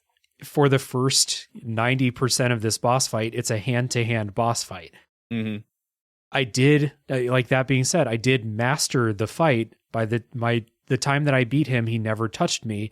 Yep. Because you can't let him touch you, basically. But I enjoyed kind of like the puzzle aspect of you can use the what are the grenades that they're like EMPs? The chaff grenades. The chaff grenades. You can use those to mess him up a little bit. So I enjoyed like figuring out the puzzle of him. I just don't like the hand-to-hand combat. Yeah, the hand-to-hand combat in the first game in particular is horrid. Like, it's just so bad because, it's just limited gameplay and limited controls. So it's rough. Yeah. And so I like the Revolver Ocelot fight a lot too, because it's really simple, but it's just it's a funny idea. He's like, what if we had this like almost like this cowboy character in this military base in Alaska, and he's a fucking cowboy for some reason, and he can bounce bullets off of the wall because he's a firearms master at that level. He is a a duelist like that. Yep. So it's great. It's really good. He remains a pretty prominent figure throughout the entire series. I'm into that. Yeah. Yeah. Without getting into too much spoiler territory, he is in every single game, every single one, because they also, there's like time jumps. Like the second game obviously takes place a few years after this. The third game takes place in the 60s. So it's actually a prequel to everything. And then the fourth game takes place, I think, like 10 or 12 years after Solid. And then the fifth one takes place in the 80s. So Ocelot is in every single one. Nice. And like you said, at the end of the fight, I just imagine like a writer's room where they're like, okay, so you've defeated Ocelot. Now what happens? What do we do to him now? Kojima's like, a fucking invisible ninja comes in and cuts his hand off. His fucking hand off. And everyone's like, are you sure? And he's like, yes. I've never been more sure about anything in my entire life. He's great. No, like Ocelot's just such a, and again, like this is the cool thing, and I'm excited for you to go through the series and play more. Particularly the third game. There's a lot of really great Ocelot stuff in the third game. Nice. But because you learn like why he does certain things, like why he's into torture, because he fucking he tortured like this is another crazy thing. He tortured the DARPA chief to death accidentally, because when Snake gets like locked up after the torture scene, there's that corpse in there. That's actually the DARPA chief. That's why he was like, because the one boss we never fight is Decoy Octopus, who pretends to be the DARPA chief, and fucking nanomachines. But Decoy so like Octopus. you get the explanation of why Ocelot is kind of the way he is from the third game, which is really, really neat and nice and cool. Third game is so good. It's probably my favorite out of all of them. Hell yeah. Because it is literally a fucking Bond movie. Like, it's in the 60s. Yeah, it's great. Can't wait to get to it. And you mentioned the Vulcan Raven fight, specifically the second time you fight him. The first time when he's in the tank, not that fun. No, it's kind of throw a couple of grenades. That's it. But the one in the maze, this was after a couple of boss fights that I really didn't have a whole lot of fun with. Sniper Wolf and the helicopter. The helicopter fight is God, I hate it. I hate the helicopter fight. It's pretty rough. And just put a pin in that one because I got thoughts about that. But then you fight Vulcan Raven. It's in this industrial freezer. He's, like you said, he's got this big chain gun following you around, and it's a lot of fun figuring out how are you going to do damage to him without getting like face to face with him. Basically, you're not going to be able to shoot him really, because if you are close enough where, like we said, the camera, if you're close enough where you can actually see him and point your laser sights at him, he's going to shoot you with the minigun. So it became this really fun like puzzle of laying mines and throwing grenades around corners and stuff like that. And I really enjoyed it. And that's awesome, because the way I largely would beat him using the Nikita missile launcher. So the one where you like control the missile, right? Like that's how I beat him. Like occasionally I've used like the claymores and stuff, but I think that's really cool, and it speaks to how cool that fight is, that you can beat it in different ways. Like you can have different approaches. Like technically you could like run and get like at the farthest way you can and just shoot your machine gun like down an aisle and hit him a couple of times. I suppose you could. Yeah. It would be really, really hard, but I think it's objectively probably the best boss fight in the game. Like the Psycho Mantis one's cool because of all the extra shit that he does, but the fight itself is it's nothing special. Yeah, not great. But yeah, that I did use the Nikita rocket launcher in the Vulcan Raven fight, and then in his second phase when he gets really mad and he's just charging around pretty quickly, I found it pretty hard to like stay far enough away where I could shoot the missile, and then if he sees the missile, he'll destroy it. So you have to like sneak up on him with a missile. And eventually I was like, you know what? I've been crawling around picking up all these claymores the entire game. It's time to start using them. Yeah, no, it's awesome. It's such an awesome fight. So we've talked about Ocelot, I've talked about Ninja, Psycho Mantis. I feel like we've talked about enough. We praised it a lot for like the interesting stuff in the non-spoiler part. Like you said though, the fight portion of it where he's like picking up stuff in the office and throwing it at you, not really that fun. No, because you just have to crawl on the floor, go hit him a couple of times, crawl on the floor, hit. It's not great outside of the gimmicks. And then the other thing is he kind of takes control of Meryl, and you have to stop her from killing herself. You have to punch her in the face until she falls down unconscious. Or you can choke her as well. You can choke her too. Yeah, you can choke her unconscious. Sniper Wolf. So I didn't know this was a thing, but apparently the way a lot of people beat her, I've always done the sniper rifle, which is super tedious because you have to take pentasmin so you're not like shaking all over the place and you can line up a shot. Apparently a lot of people just shoot her with a missile launcher and then it's over. God damn it. Yeah. I should have thought of I'm that. the same. Like I did not know that until after I had already beaten it. Like 20 years later, I'd beaten it on Twitch and I'm playing another one and we're talking about that fight and somebody's like, "Oh yeah, I always shoot her with a missile launcher." I'm like, Wait, what? I've been playing this game all this time and I never thought to shoot her with a missile launcher. So yeah. Well, it's because I think the game wants you to use the sniper rifle because in order to fight Sniper Wolf, you have to backtrack and go get the sniper rifle. So it seemed pretty clear to me. Not that fun. Probably the first boss fight where I was like, as soon as I hit her, I'm using a save state. Yeah. And then if I die, I'm going to reload the save state where she's been hit once. And then the other time you fight Sniper Wolf when you're out in the woods was... I can see how it would be difficult, but if you just stand on one side of the screen and shoot the Nikita launcher, she just has no idea what's going on. It's the easiest fight in the game. Yeah, that's the one. The second one is where... Oh, the second one. Yeah, I never used the missile launcher ever. Okay, I was talking about the one after you get the sniper rifle. Oh, where the one on the where she's on the catwalk? Yeah. Yeah, that's right. And again... they incorporate sniper fights in every single Metal Gear game. The third game has the best and the coolest one, for sure. Okay. Where you fight the End, the father of modern sniping. The father of modern sniping? Is that like an official title? That's what they call him because he's like this dude who's like 100 years old. And yeah, it's wild. He's like this old man, and you fight him in the jungle, and you have to like sneak through it's awesome. Like it's such a cool fight. Everything that sucks about the Sniper Wolf fight, his is awesome. Okay, all right. So we are left, at least on the bosses that I remembered to write down, with the bosses that I think suck. And so the helicopter, we talked about that. I got to a point in that fight where the helicopter would never hit me because I figured out its moves, but it's vulnerable for like half a second and I could not hit it either. Yeah. And we just were in this stalemate where I was like, all right, I'm going to check the cheats. And in my ROM that I was playing, there was a cheat that was like press circle and the helicopter explodes. And I was like, okay, sweet. I'm doing that. Hitting that. Yeah.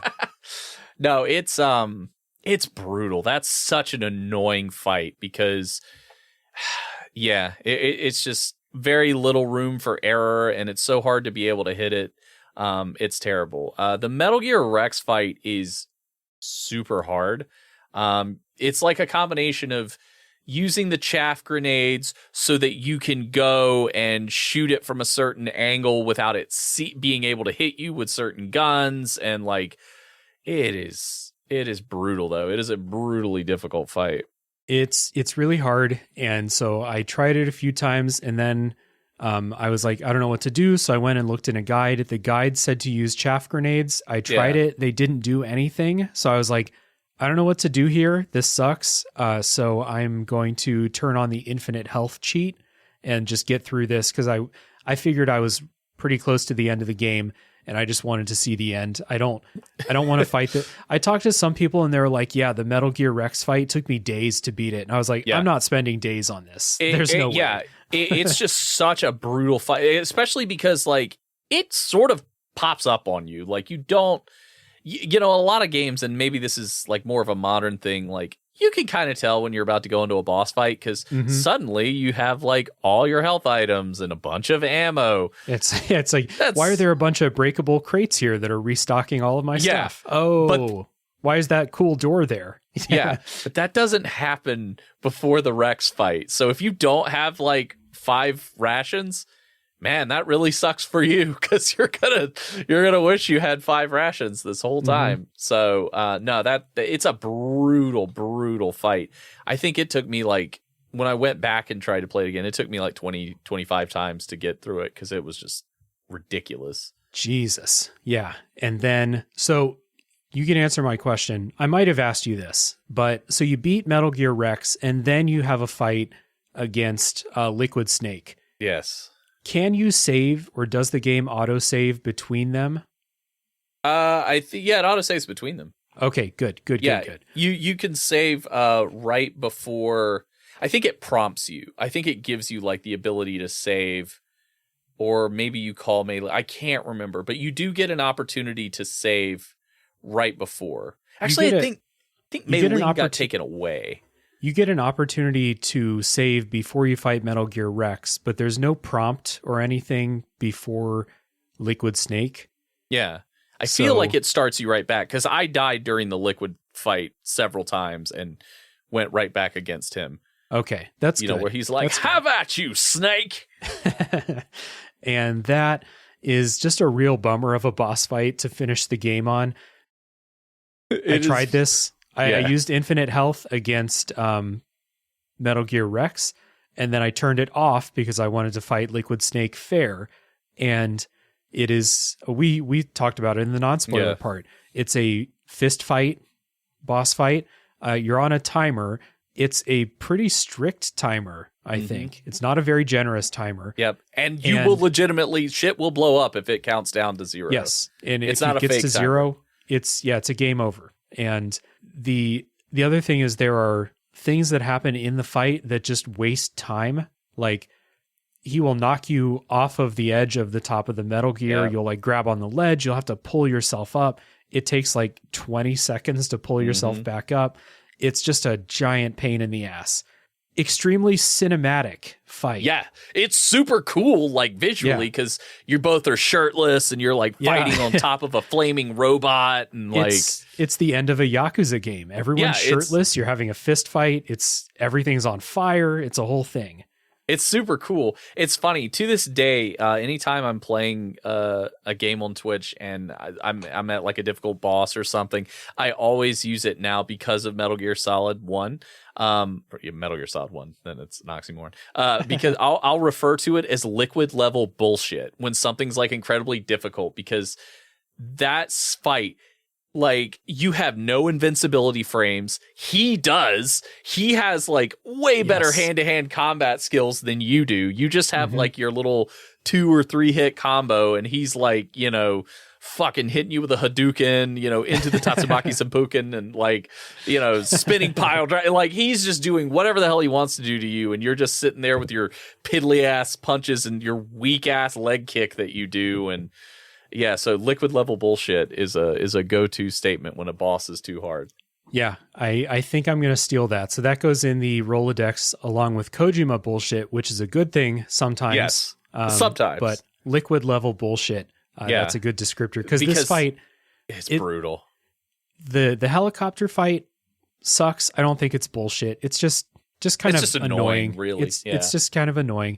The Metal Gear Rex fight, I think it's really fucking hard, but I can see like the path to it. I think this fight, and it's just the fact that it's on a timer and that the timer is so strict. Like, I think it's a 2-minute timer. Had it been a 3-minute timer, I probably could have done it without trying it 10 times and getting super frustrated. But it's 2 minutes, and it's like, I feel like it would have taken me 2 minutes on the dot if I did really well. Yeah. To get through it. And another downside is like Liquid hits you so hard. When he hits you, you lose so much health, and you hit him, he does not lose as much health. So yeah, it's such a brutal fight. I mean, it's appropriate. It's the final fight of the game. It's this culmination, brother, you and I are the sons of Big Boss, and it's. Yeah. Not even talking about the story revelations we've gotten in the last hour that led up to this. The story. So as we've gotten through the bosses now, we can talk about some of the madness that is the story of this game. Yeah. The story is basically something happens. Snake is like, what just happened? This is really fucked up. And they were like, oh yeah, we knew about that. And Snake's like, you knew about this? And he's like, yes, we knew, but we don't have time to explain it right now. Yeah, we couldn't tell you, this. Snake. Yeah. You're still with it really there's kind of an ongoing theme throughout the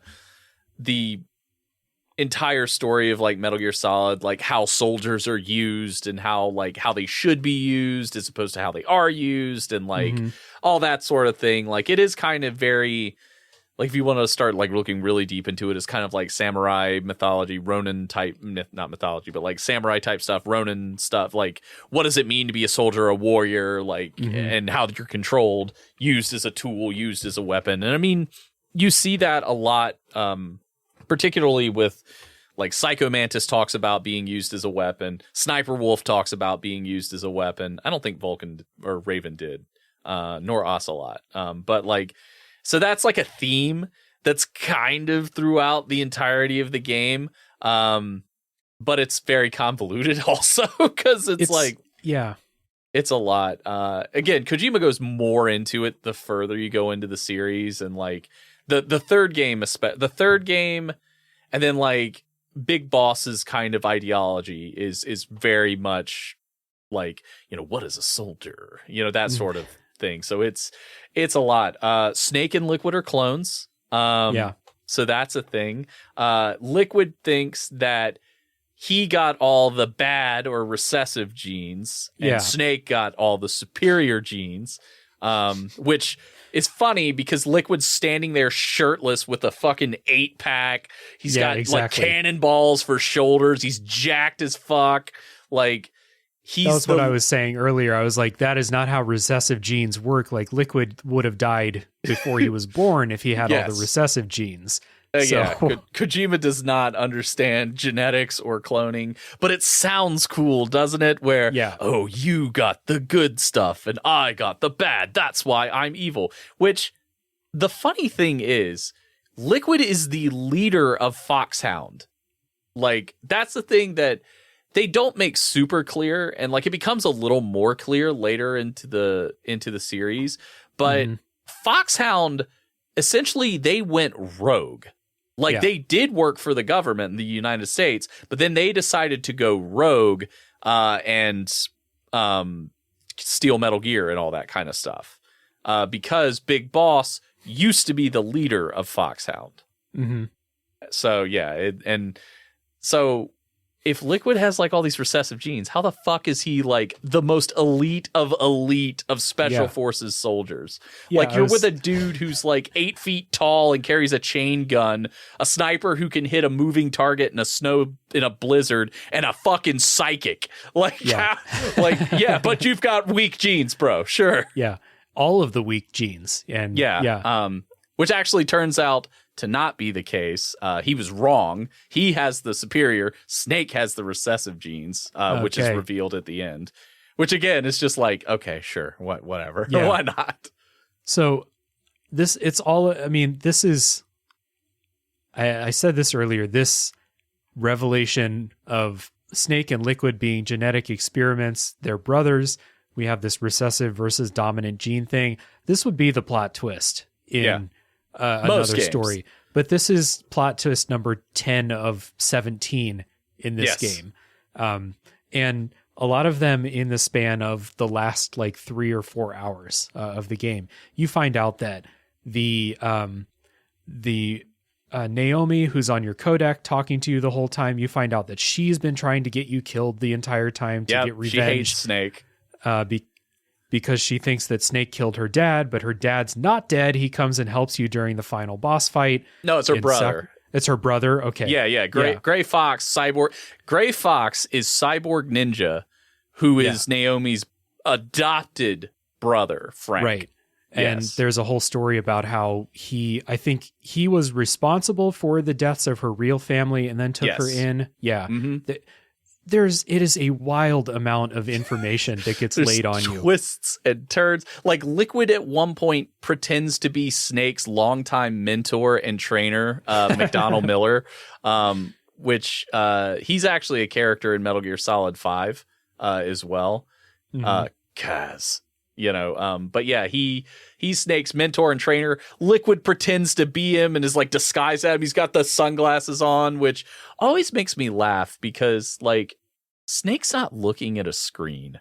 He's just listening to everything. Yeah. He's not seeing anything. You don't have to wear sunglasses. Yeah, so he pulls off the sunglasses and shakes his hair out. And it's like, I get the dramatic reveal for us, but for Snake, he just hears a guy change his voice. He goes from talking like this to, I got you, Snake. It was me all along. It's like, Liquid. So that's a huge twist. The twist that Cyborg Ninja is Gray Fox and that's something I think a lot of people don't realize is a twist, because Gray Fox is a boss in Metal Gear 2, I think. Okay. Yeah, and you killed him. You kill him.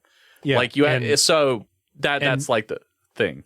Yeah, and Naomi gets on the codec and she kind of breaks bad before Gray Fox reveals himself during that final boss fight. So it's like, you killed my brother. I've been plotting my revenge this whole time.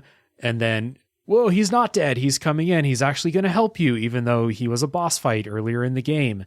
And this is half of the stuff. We haven't even talked about the nanomachine virus yet. We haven't talked about who else is stabbing Snake in the back. Yeah. Let's not forget that the whole point of the game was to go stop a nuclear warhead delivery mech from being activated. That we get so deep into all of these plot twists that you forget, like, oh yeah, there's a terrorist group that has a fucking mech that can shoot nuclear weapons from anywhere. They can it's mobile nukes that they can just do anything they want with. Oh, but Snake has to deal with family issues and deal with the fact. And that's like another thing too, is there's sort of everybody in Metal Gear Solid has really bad daddy issues. Because Snake never knew his father, but his father was Big Boss, who he is a clone of. And then Big Boss was basically his father because he raised him and he taught him and he was his commanding officer. And then Snake killed him in Metal Gear Solid. So it's just, and then Liquid's like, no, Daddy loves you more than me because you got the better genes. And it's like, well, wait, but hold on. Like, wait a second. But then he's mad because Snake killed him. And then, it's a lot. Yeah. And then we find out that not only are Snake and Solid and Liquid clones of Big Boss, but all of the other soldiers that we've been killing this whole time, they're also clones. They're also part of this big genetic experiment. So on that, they aren't clones in the sense that Liquid and Solid are.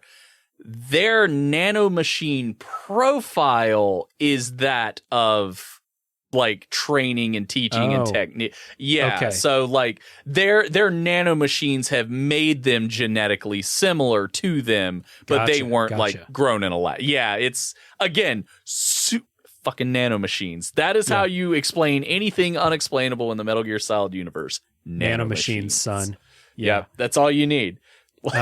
It's ridiculous. I think that moment is one of the only moments that like they're trying to like tie back into this like main. There's like one theme in this game, and that is there's no heroes in war, and that everyone is expendable, and that war is not glorious, and that continues throughout the series, from what I understand. Yes. Continues in Metal Gear Rising. That's a whole thing about that game too. But we have Snake talking to Meryl throughout the game. She wants to be a soldier, and Snake is like, "There's no heroes. You don't want to be a soldier. You don't want to be like me." And then they finally have this thing where it's like, "Oh, you've been fighting basically all of these, air quotes, clones this whole time. Yeah. Soldiers in war are disposable clones, et cetera, et cetera." But then we get right back into like the nanomachine virus and the recessive genes and all of that. And I started to like, I'm just like not trying to understand it anymore. I'm just like, oh yeah, I'm here. Just hit me with whatever you got. If it sticks, cool. If it doesn't, it's not going to, I think that's the best way to approach a lot of the story for Metal Gear Solid. The franchise in general is just not really trying to like super understand. I mean, I've been with this series since 1998. I've read tons of stuff. I've played all the games multiple times, read like all the stuff. It still doesn't make any sense. Not really. Like you get to a point where you think like, okay, yeah, this makes sense. Like I get this. No, because then they throw like another wrinkle or another curve in there that just makes absolutely no sense, or that just like something else that they throw in there that just turns everything on its head. Like, for example, the post whatever you want to call it scene where Ocelot is talking to someone. You can only hear him, and he's kind of explaining a few loose ends. Like he says how, Liquid was wrong. He's the one that had the dominant genes, not the recessive. He talks about like, yes, we got the battle data from Metal Gear, blah, blah, blah. And he's like, yes, understood, Mr. President. And it's like, oh no, the president was it, which is kind of fucking asinine when you really start breaking it down. Cause it's like, right. Okay, so hold on. Like, if the president was involved, like, why any of this makes no sense. So we start with like the commander. The commander knows what's going on, and he's withholding information from Snake. And then it just keeps escalating, and higher levels of authority are also in on it and are also misleading Snake.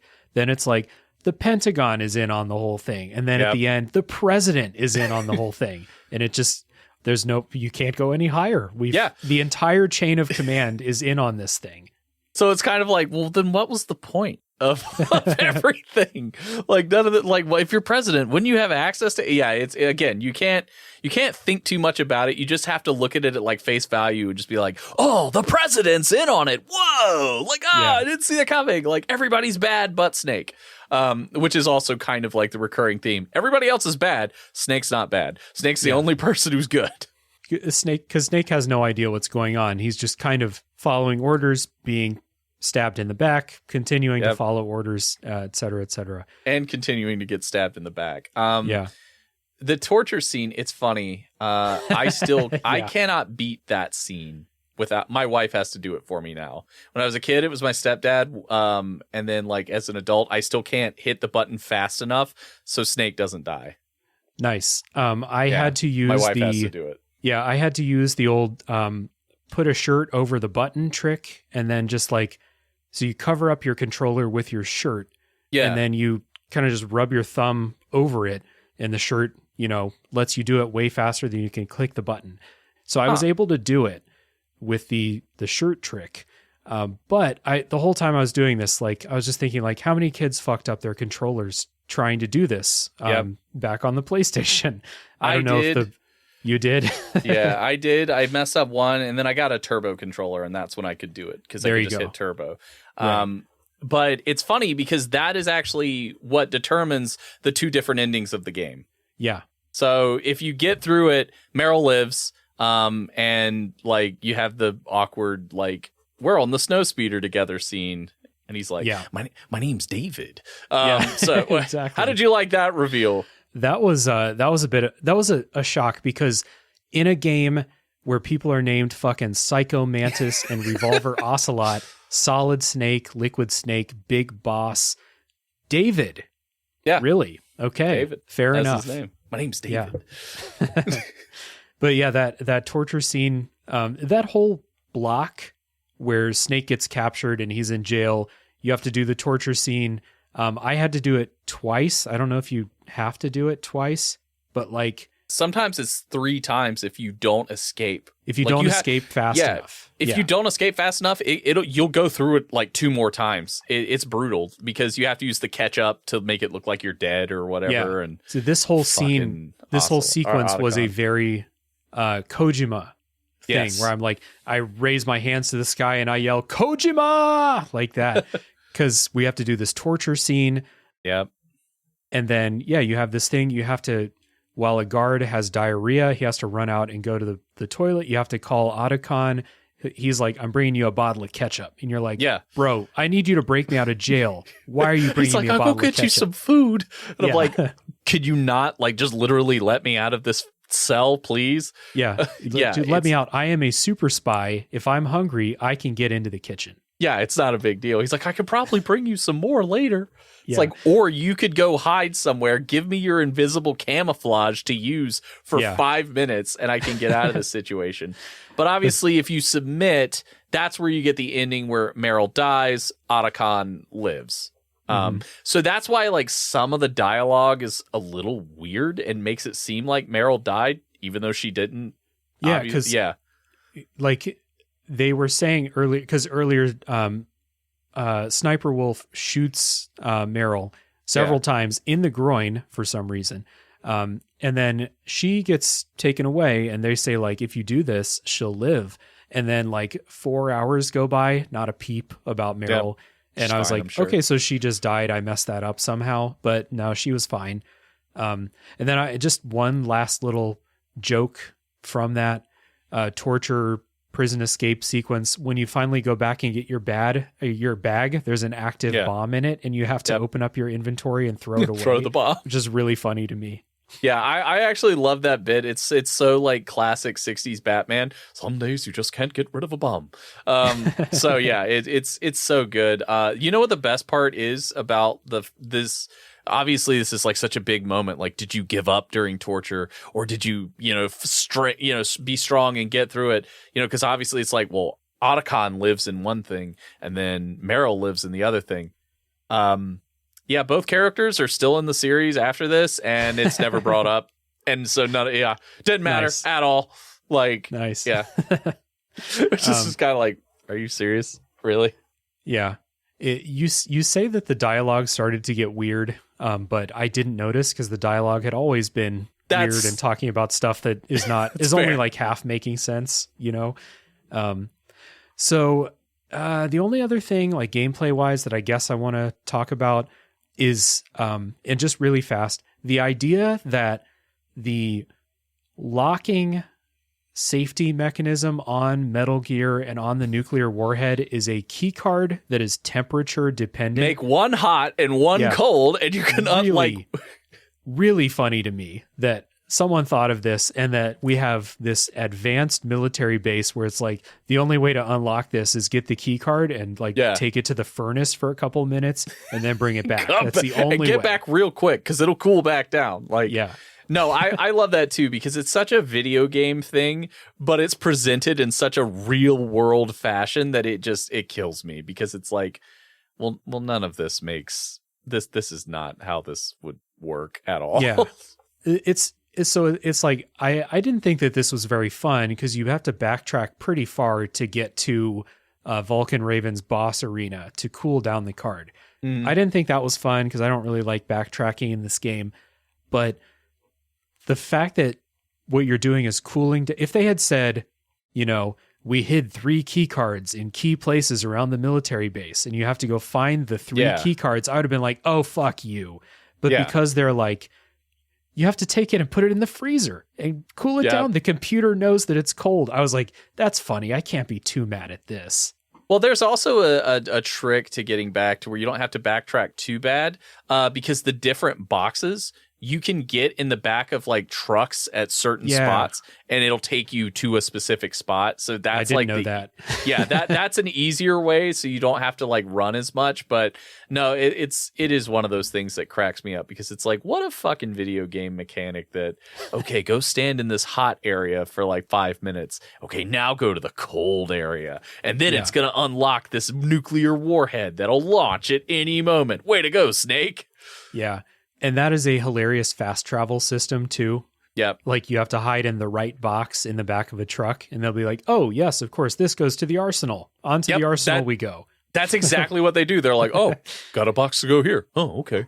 And they go and they just drive in the truck, take you to the spot, and you just hop out. Like, yeah. Very funny. Yeah, I liked it a lot. And then, so you get the key card, you bring it back, you think you're shutting down the warhead, but you activate it. So, whoops. And then this is the moment you find out that the Pentagon had been using Snake to spread this nanomachine virus. As one would, of course. Right. So we haven't brought this up much, but semi-early in the game, you find out that people are dying from this nanomachine virus called Fox Die. And it becomes this just Russian doll of conspiracy. Like you think, maybe at the beginning, maybe you think like, oh, the terrorists introduced this virus. No, it's from the government, and Snake is not there to stop it. Snake is there to spread it. Yep. He thinks he's there to shut down Metal Gear. He's actually there to spread the virus so that the Pentagon can cover up some atrocity that they made, right? Yeah, essentially that's the idea, is like, even if Snake fails, he won't fail because he'll infect everybody that has nanomachines because they're all soldiers. All soldiers have nanomachines. He'll infect them. They'll die, which in turn will stop Metal Gear because it shuts their plans down because they're all dead. Yeah. Which is, again, the most like, sure. All right. But yeah, let's go with that. At this point, I'm in full just roll with the punches mode. Don't ask any questions. Just roll with it. Again, the nanomachine stuff gets more and more ridiculous to a point where you're just like, okay, yeah, sure, nanomachines. Yeah, and nanomachines are one of the big things in Metal Gear Rising 2, which is a game I really love for its dumb as fuck story. Fantastic stuff. So I can't wait to hear more about nanomachines as I go through the series. This isn't like a huge spoiler for the second game, but one of the bosses that you fight in the second game is a guy called Vamp.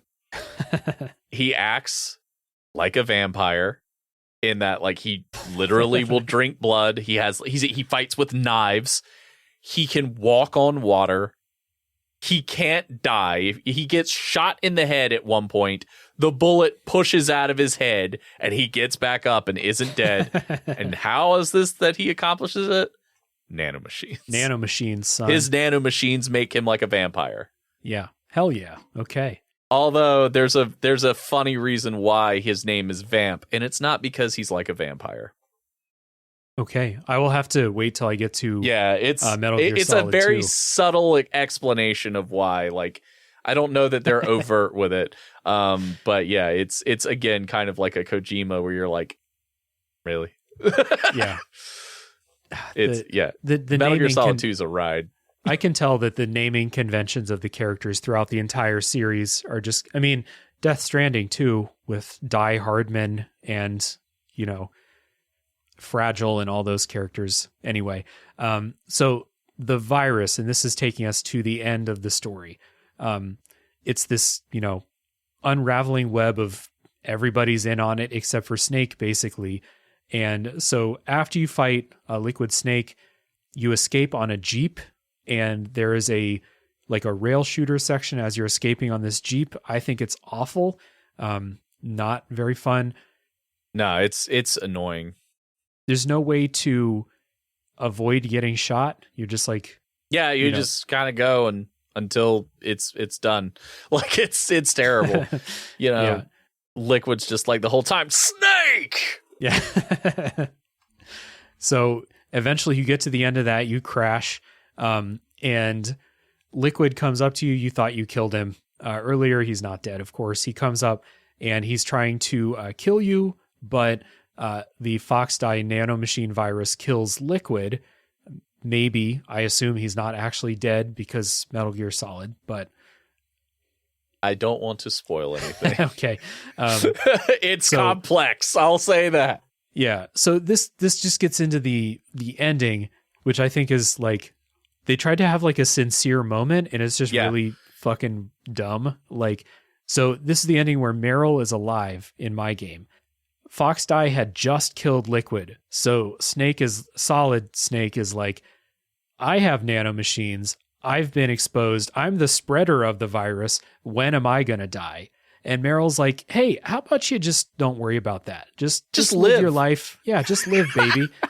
Ignore the killer virus that's coursing through your veins right now. It's fine, I'm sure. It'll be fine. Let's go have a cocktail. How would you like to go sit on the beach? And he's like, that's the end of the game.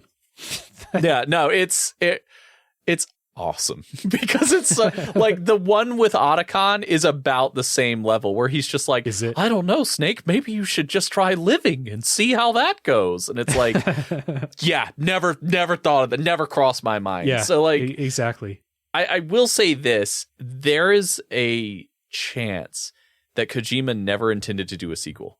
There is a chance that he intended that this was going to be the end. Like, I know he put in the little, like, Mr. President. Like, so I do know that he had wanted to stop doing Metal Gear games since Metal Gear Solid 2. Like, he did Metal Gear Solid, and then he did Metal Gear Solid 2, and he kind of wanted Metal Gear Solid 2 to be the end. And then they were like, no, this game was really successful. You need to do the third one. So he did the third one, which is a prequel, because that was going to be his like, okay, I'm done. I'm walking away. I want to go make other games. I want to do other stuff. I don't want to keep making Metal Gear. So that was his plan. Like 3 was going to be it. And then they were like, well, actually, we've got this thing called the PSP, and we want you to make some Metal Gear games for the PSP. So he's like, okay, sure, but they're not really like mainline versions, but I'll still make some. So we did that. Yeah. Then they were like, hey, we would really, really like if you made Metal Gear Solid 4 for the PlayStation 3. That would be really cool of you. And he was like, fine, this is it. I'm not going to make any more Metal Gear games. I'm done. I want to make other games. I want to like, he's been wanting to make Death Stranding for years. Like, and then, ultimately. Yeah. And then he's like, you know what? You want me to make Metal Gear Solid 5? I'm going to spend $20 million on music. How about that? I'm just going to spend $20 million licensing music to piss off Konami so that they fire me. I'm pretty sure that's what he did. He's like, well, if I just keep spending money, they'll get rid of me. Yeah. But yeah, he wanted like to kind of stop it too. Okay. Which is part of the reason why Snake is not actually the main character in Metal Gear Solid 2. Oh, it's Raiden, right? Yeah, Raiden is the main character in 2. Snake is in 2, but he's not the main character. It's Raiden. You spend the majority of the game playing as Raiden. Gotcha. I mean, the ending of this game, it's one of those kind of Goldilocks zone endings where it's like, if this was the last one, it ends on it doesn't tie up all the loose ends by any means, but it ends on a note where I'm like, I'm satisfied with that. And then, Mr. President line at the end. Cool. It's just like a little like nice little Easter egg. Like, oh man, exactly. It's still another twist. Like, yeah. But and then it does obviously. Now we have an established universe of characters that are continuing. You can obviously, and they did keep doing more, but it does make sense to me. This could have been the end. Yeah, it's it wouldn't shock me if he. I feel like it in some ways it was just open for like, if I want to do a sequel, I can, but I don't have to. And he does that with the ending of every single game. If he wanted to do a sequel, he could, but he didn't have to, except 3. 3 actually didn't really leave anything open because it just explained backstory of stuff. Gotcha. Like it showed you where Ocelot came from. It showed you like where they got the idea to do Metal Gear Rex. Like all that stuff started in 3 because it's in the 60s. Gotcha. Yeah. How Big Boss became Big Boss. Like it really wraps everything up. But then they were like, no, do 4. All right, fine. Okay, yeah, do another. And he's like, ugh. So, he just kept going. What is the most expensive song to license? I'm going to use that. He just used so much music in that game. It was just like the greatest hits from the 80s. He was like, yeah, I want that. I want that. I want that. I want that. Like he's got like 4 David Bowie songs in there. Like it's a lot, like a whole lot. Yeah, it's awesome. Yeah. Speaking of awesome, and then the way that I'm going to finish this episode is after you see the end when Meryl is like, hey, just ignore the killer virus. Let's go. Just live your life. Yeah. Which is like it's awful and it's funny all at the same time. Then it goes into the credits and it's just Alaskan Nature FMVs playing during the credits. And all of these insane conspiracies have just come to light in the last like 2 hours of playing. And now there's a walrus chilling on the screen as the credits roll. And I was like cracking up laughing during this. I don't know if he's trying to show you like, you averted nuclear catastrophe. This is what you saved. Look at all the beautiful nature. But it's so funny to me. I don't know why. Alaska. Explore Alaska. It's like an Alaska tourism video. It's right? great. And I'm like, has Kojima been to Alaska? Like, yeah, no, I love it. It's such a fun, random thing. He does that with like the end credits for his stuff though, because Metal Gear Solid 2 has something very similar. Does it? Yeah, it's not as like weird, but it's like weird live action stuff of New York City. Like it's random. Like, what are we doing here? Yeah, this game had some other FMVs throughout the game. There was one of like an atomic bomb exploding for some reason. Really strange. But this one, these end credits take the cake, where you just had this big moment, many big moments in a row, and it's like, check out the polar bear relaxing. Yeah, look at him. I loved it. He's just having a good time. He's chilling. Yeah, it's great. This has been a great time, Mick. I really appreciate you taking the time. And I've had a blast going through this game with you. Thank you so much. Oh, thank you. I'd be remiss. I do have one last thing to say about it. Okay. Because I have to tell this story until I die, because it just makes me that happy. So David Hayter, who voices Solid Snake, slid into my DMs on Twitter once, and it was awesome. And so again, like, David Hayter is one of the reasons why I essentially got into voice acting. I've inadvertently slipped into like every character's voice in the game throughout the recording of the podcast. But so his Solid Snake is awesome. It's like, Snake's one of my favorite characters. David Hayter, great work. He also wrote like a lot of really popular movies. Like, he wrote the first 2 X-Men movies. He wrote The Scorpion King. So Solid Snake wrote The Scorpion King, which is such a weird thing. But when I first like really started to get heavy on Twitch, I got an idea. I was like, man, I would love to have like a video of Solid Snake talking to Colonel Campbell about like my Twitch channel. And I knew that like David Hayter did cameos, you could, but with that kind of stuff, it was like, I don't know how I explain what I want him to do in a cameo. So randomly I like tweeted out, I was like, yeah, I got a question for David Hayter. And I tagged him in the tweet. I was like, but I'm not sure how to ask him. Like, what's the best way, Mr. Hayter? Cause like I went to his website, which was like a GeoCities website from like 2004. So it was like very out of date. Like, I think the last time it was updated was like when he did Metal Gear Solid 4, which was quite some time. And he messaged me and he was like, hey, you can just ask me right here. What do you need? And I was just like, oh, hey. So I explained the idea to him and he was like, well, unfortunately, I can't really do Snake for promos of any sort, and I even explained like my back history of like, I'm a professional voice actor. Like, one of the reasons why I got into voice acting, blah, blah, blah. And he had such kind words for me. I won't read the whole thing because it's just like him explaining like, I only can do it for like this and that and the other.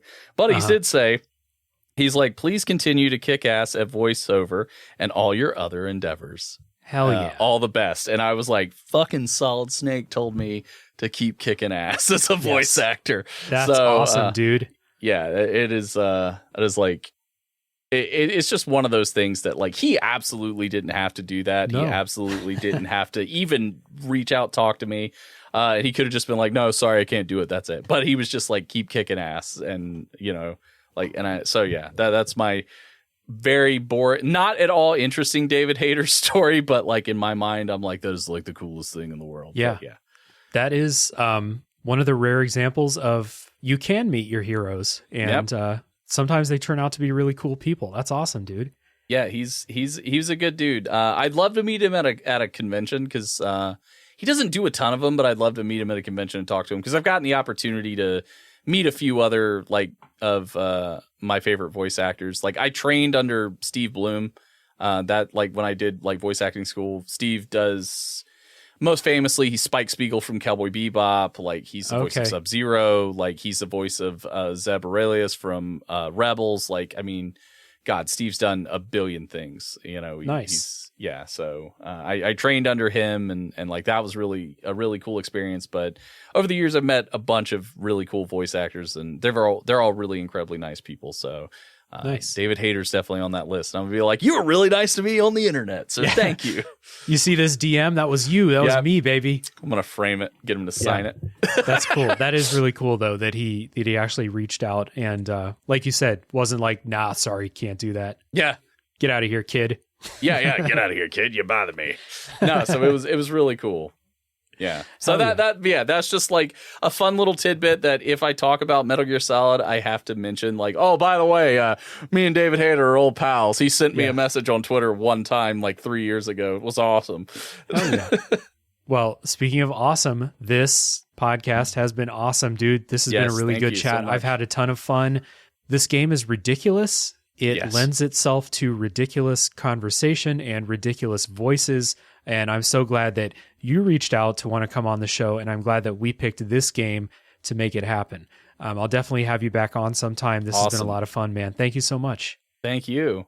And everyone listening, thank you for listening. Please go to the links down in the show notes. You can check out all the stuff that Mick is doing. You can check him out streaming Bloodborne, streaming other stuff, doing tabletop stuff, podcasts. My man is all over the internet. And thank you again for listening. Tune in next week for the next game that comes out of the backlog.